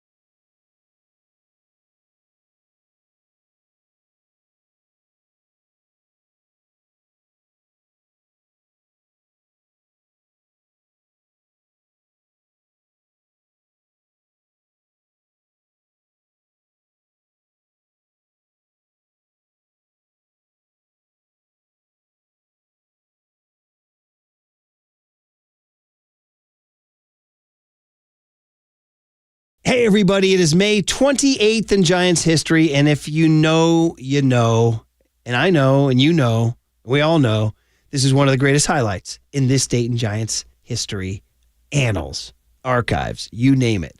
Because we're going to May 28, 1978. Say no more. If you know, you know. Giants-Dodgers, Sunday, Memorial Day weekend, Candlestick Park. And the Giants are having a surprising year. They're in contention early, and people are excited. There's a huge crowd out at Candlestick Park, and the Giants gave the ball to John Montefusco, who symbolized so much in that time.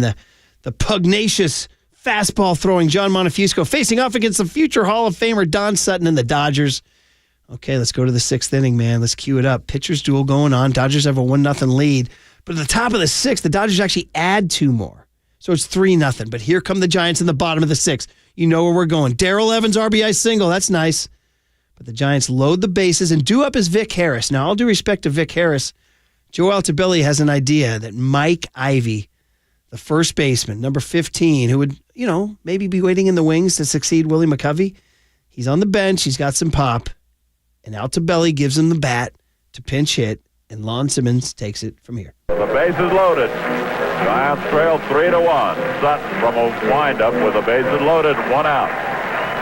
2-0 pitch. Hit deep to left. Way back. Way back. Way back. Way back. A grand slam. Mike Ivy is grand slam. Man, Lon Simmons, Candlestick Park. It meant so much for a whole generation. It really, really did.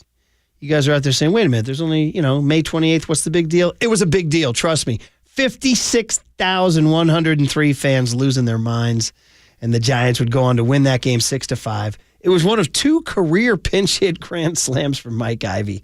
So that was so much fun. Thank you, Danny Dunn, our new This Day in Giants History producer. I asked him, I said, you knew to put this one in, huh? He said, no, I just, he didn't talk to anybody. He just did it. Well done, kid. Hey, before we go, as if anything else could have happened on this day, May 28, 2016, Buster Posey hit 2 home runs against the Rockies in Colorado, and the Giants beat the Rockies 7-5 on May 28, 2016. But it's Mike Ivy Day, May 28, 1978. And this has been Brian Murphy with This Date in Giants History.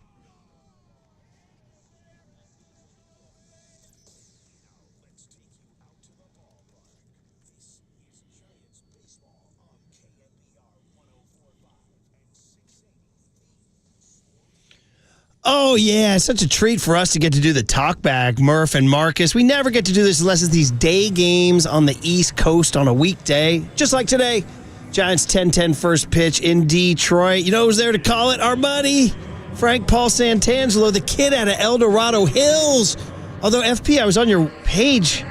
You're actually the kid out of Livonia, Michigan. Is that right? Ooh. That is correct, Murph. Marcus, how you guys doing? Thanks for having me on. I was born in Livonia, Michigan, which is about 20 minutes from Old Tiger Stadium, and my dad and I used to come to ball games. My mom, too, as a kid. We used to take field trips in first grade to Tiger Stadium. So I grew up a Tigers fan.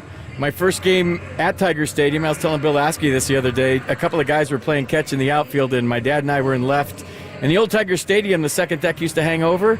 And we were just watching these guys play catch. And John Hiller, a reliever for the Tigers in the 70s and the 80s, threw a ball up to my dad. And that's the day I knew I wanted to be a big league baseball player.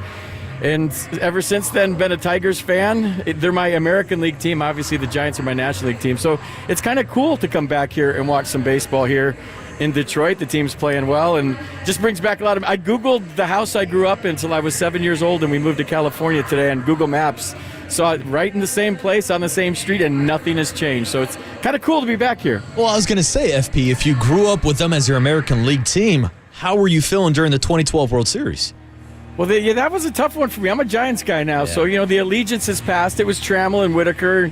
My senior year in high school at Oak Ridge High School, Murph, in El Dorado Hills, as you just mentioned, we were getting our senior ID cards, and I took the picture, and the lady asked me my name, and I said Alan Trammell. And on my senior card, I still have Alan Trammell on my senior ID card from Oak Ridge High School, dude. I kept it. I was proud of that one, and I had a Tigers bumper sticker on the back of my Toyota. I mean, listen, we would never encourage kids to do this because we all follow the law. But if one were to get a fake ID, would one find perhaps like Lou Whitaker on one's fake ID, perhaps? Oh, yeah, Schramm and Whitaker. That was a double play combination I grew up with in the 84 World Series. It was right in my wheelhouse in high school. So, yeah, it's been nice to come back. All right, FP, it's a true story. By the way, one regret is I've done a lot in my many years. I never got to Old Tiger Stadium. Was it as cool as everyone said?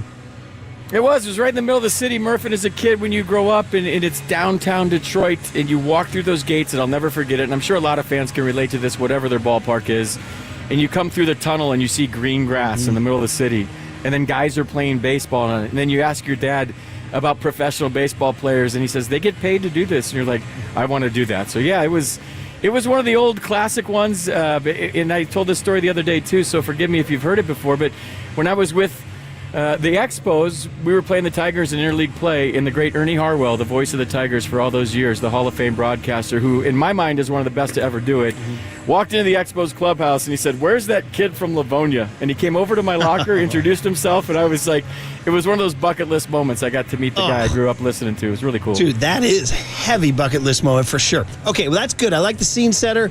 Let's get into what's going on the baseball diamond next with FP Santangelo. It's the Murph and Marcus Show doing the Talkback on Giants pregame.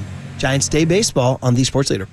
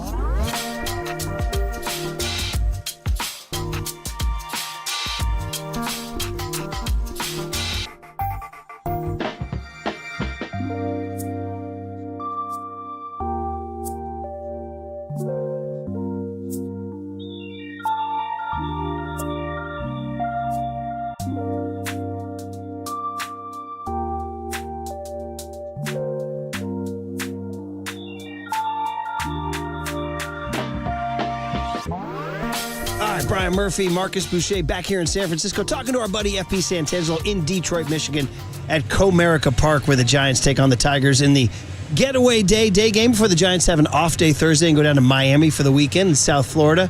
All right, FP, give me your review of the Bob Melvin ejection yesterday.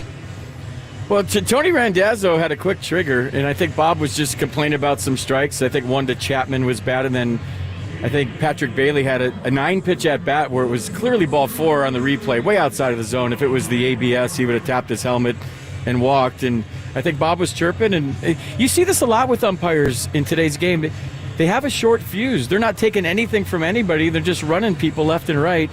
And I think, Bob came out and, if you listen to John Boy, it's some of the best audio. I don't know if you guys played it on the morning show, but just back and forth, you're better than that, you're better than that, today you're not better than that, and then Bob said his piece. But, he's probably frustrated. The team hasn't been swinging the bats very well, and then on top of it, you get some calls against you, and it all just piled up. And I don't think it was premeditated by Bob in any way, shape, or form. He just got emotional and got ejected. FP, when you're in the clubhouse, when you're in a dugout, when you see your manager do something like that, does it fire you up? Does it kind of give you some motivation, or is it just trying to shake something up to maybe get this lineup out of their slumping ways? It depends who the manager is and how often he does it. So if you have a manager that's constantly out on the field and constantly arguing everything, I don't think it has the same effect. But if you have a guy like Bob Melvin, it's pretty stoic. I mean, we watch him with the shots in the dugout, or if you're at the game looking at him, he's not very emotional in the dugout. So, and a guy like Bob Melvin, even though that was 66th career ejection, and he's 13th on the all-time list, when he goes out there and says something like that can fire you up. But I've had managers that go out for everything all the time, and I guess it's different for every player. Some players, maybe it fires up. Some players, maybe eye roll and like, here we go again. But with Bob Melvin, when he does it, it means something. Talking to FP Santangelo on the Giants Talkback here. All right, your thoughts on the lineup today. We've been talking about the bats forever. Let's look forward. The only change would be Huff and Koss, unless they move. Was there any other change in the batting order? I don't think so. It's just Huff and Koss, right? Yeah, Sam Huff batting and Wade. Christian Koss batting 9th, and Lamont back in there hitting 7th. Willie Adames 6th. I think something to look for today that we heard before the game, that Bob was going to give Willie Adames the day off, and Willie went to Bob and said, I found something last night. So something to keep an eye on if you're a Giants fan watching the game, and he wanted to be in the lineup today. So it was a scheduled day off for Willie, and Bob listens to his veterans, right? He said he found something last night, got a couple of hits, so we'll see what that means today. But I think all Giants fans, and especially Willie Adames, are waiting for this thing to kind of click a little bit, but it's a 7-year deal. We have a long time with Willie Adames. This is a short window, and maybe he's just trying too hard. But, from a guy that used to be a hitting coach's standpoint, A, he's trying too hard. B, he's kind of pulling off the baseball. If you watch when he takes a pitch, the first thing that moves is his front side, and it kind of comes open. So if you're a pitcher or an opposing team, that's called a leak. And if you see that leak, you're not going to throw him anything inside. You're going to pitch everything away, and you can pitch off-speed stuff away, and he's a little bit late with his leg kick. Sometimes it gets too big. So he's tightened it up. What I saw last night, and I could be way off here, guys, this is just a dork in the booth with a microphone, he spread out a little bit more, and what that does is it keeps your head still. It allows you to see the baseball and maybe get your leg kicked down a little bit sooner. So something to note for today's game as he faces Jacob Jobe, who throws 100. A kid that's 22 years old throws 100 miles an hour. We'll see if it works for Willie today. But I'm not worried about Willie. As a new player and a new team and a new place, he's trying to impress the fan base, his teammates, his coaches, everybody, and maybe he's just trying too hard. So those great details that FP brings to the broadcast, where I love having you on the broadcast, buddy. Last minute here. Non-Giants. See this kid for the Marlins, Ronnie Simon, made 3 errors last night, was crying on the field. I need to know, is that a human moment that's cool, or this is no place for the week and you got to get him out? Yeah, I'm a sap. I'm an emotional Italian man. And the old saying, no crying in baseball. I saw that on the bus ride over the ballpark today, and I felt for the kid. Today's game is so much more intense than when we played. They have social media. These guys get threatened every night if they have a bad game. It's a different beast than Major League Baseball right now. It's so intense. It's so pressure-packed. I feel bad for the kid, man. Gold Glovers have had games where they made 3 or 4 errors. So everybody goes through that. And to feel that emotional about it and to care that much, I'm fine with it, man. I hope he's okay is what was my first thought. There you go, buddy. All right. Always great catching up with you, man. And so are you going to Miami or no? I'm not. We're all fun. Joe, Hunter, and I are flying home out of Detroit tonight after the game. We'll be in San Francisco, hopefully, if everything goes well tonight. Well, travel safe, buddy. Have a great call. Been enjoying you and Joe on the broadcast. So go crush it, and we'll look forward to the next one, bud. Yeah, thanks, all right. FP. Thanks, guys. FP Santangelo live in Detroit, Michigan at Comerica Park as Landon Roop takes on Jackson Jobe, who throws. We left out the part about him throwing 100. Yeah, he's one of the top pitching prospects in all of baseball, Murph. All right, Diamond Notes next on The Sports Leader.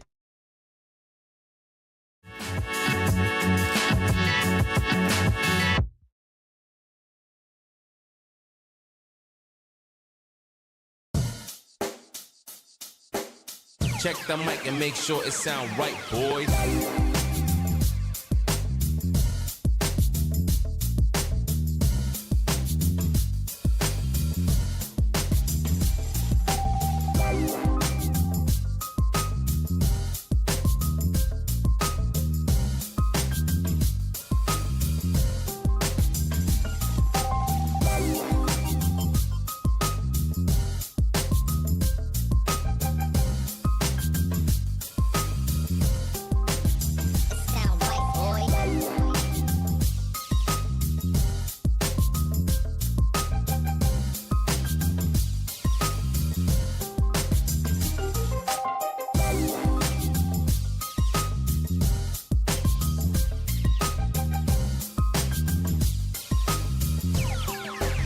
It sound right, boys.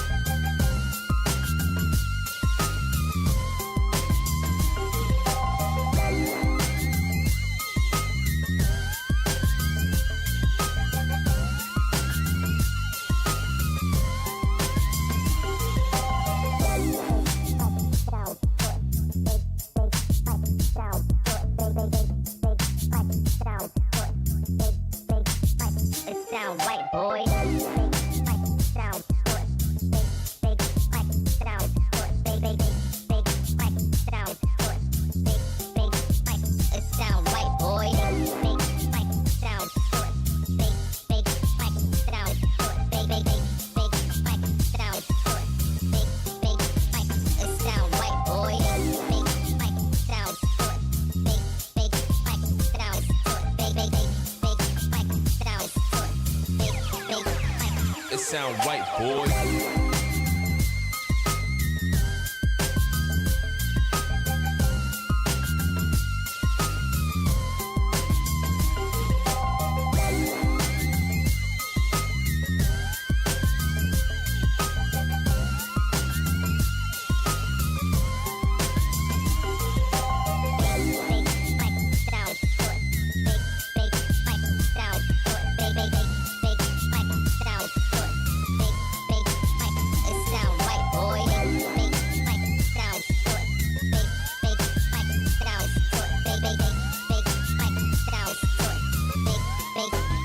It sound right, boy.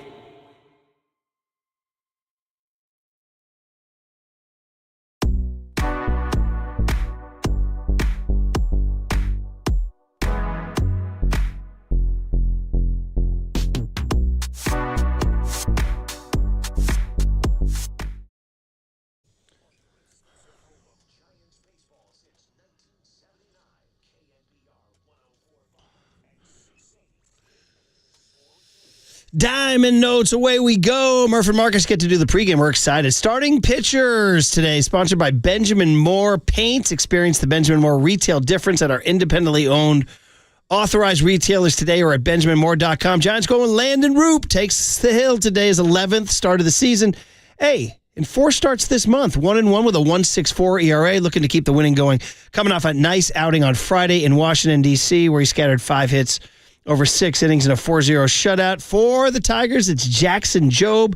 The ERA is a little high, 4.06, looking to bounce back from a loss to the Guardians last week.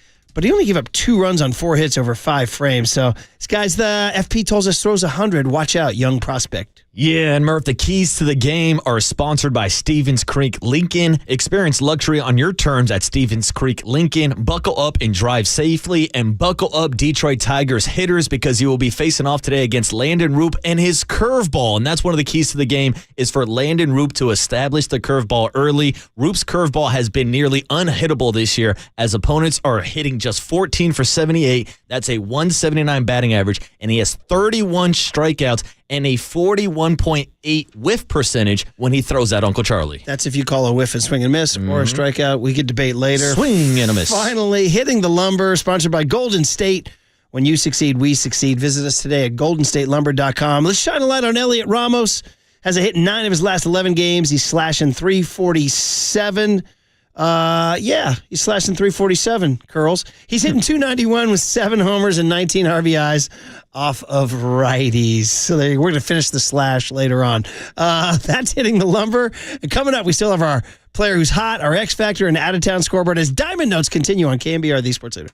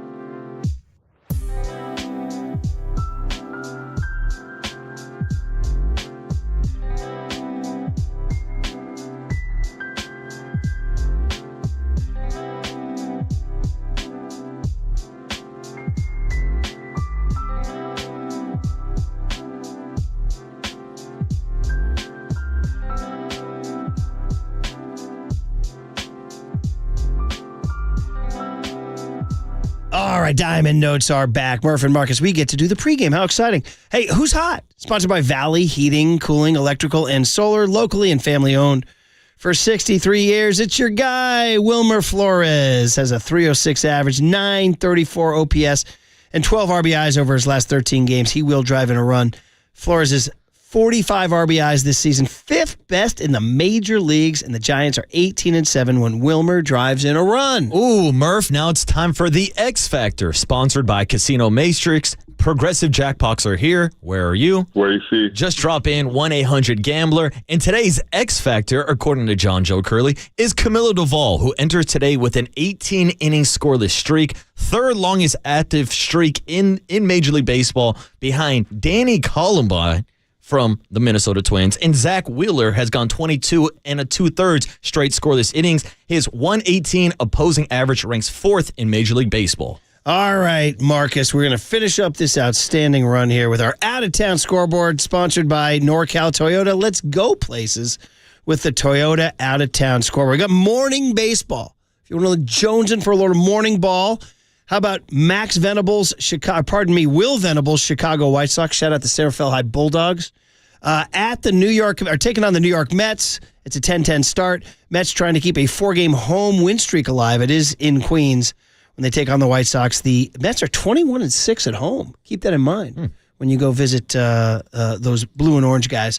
Meanwhile, the Dodgers, boo. They're at Cleveland 10-10 this morning, taking on the Cleveland Guardians. Come on, Guardians. The Guardians are trying to break a 3-game home losing streak. And they're facing off today against Clayton Kershaw. Hey, Kershaw! The Dodgers! That's good knowledge here. Cleveland has a 29-25 record overall, 14-10 in home games. If it's a one-run game, Cleveland maybe has the edge. 8-4 in games decided by 1 run. And our final 10-10 start is the Red Sox and the Brewers. Red Sox trying to end their 5-game road slide in a matchup with the Milwaukee Brewers. My kid told me that Christian Yelich, did he hit a walk-off granny yesterday? First Is that right? ever walk-off of Christian Yelich's career. Can you believe that? How about when Rory the Greek writes a better diamond note than John Joe Curley? That's why he's the Greek. Milwaukee has a 17 record in home games and a 28-28 record overall. They're 19-5 when they out-hit their opponents. What was that stat again you had? Oh, Christian Yelich, say it again. First career walk-off home run. Okay. For a guy that's won an MVP in his career, I was surprised that he's never had a walk-off home run. We always keep our eyes on the NL West, too. The Arizona Diamondbacks hosting the Pittsburgh Pirates, but who's pitching for the Pirates? Paul Skeens, 12:40 p.m. our time. So that's a day baseball game. You get to see Skeens go against Zach Gallen. And we keep our eyes on those dastardly Padres, too, who are hosting the Florida Marlins at 1:10. Sandy Alcantara, though, is going for the Marlins, although he's 2-7 with an 8.04. He's having a terrible year. What's that all about? Tell that to my fantasy team. The Padres are going with the lefty Hart, who's 2-2 with a 6.00. And if you're looking for late night baseball tonight, up in Seattle, the Nationals are at the Mariners. Down in Anaheim, Marcus, your Yankees are in the Angels, and you got your boy Schmidt going on the hill. Taking on the Halos, dude. And the Yankees, of course, 34-20, playing some good ball. So there you go. There's your Toyota out-of-town scoreboard. Enjoyed the Diamond Notes. Enjoy the game, everybody. Around the Park is next.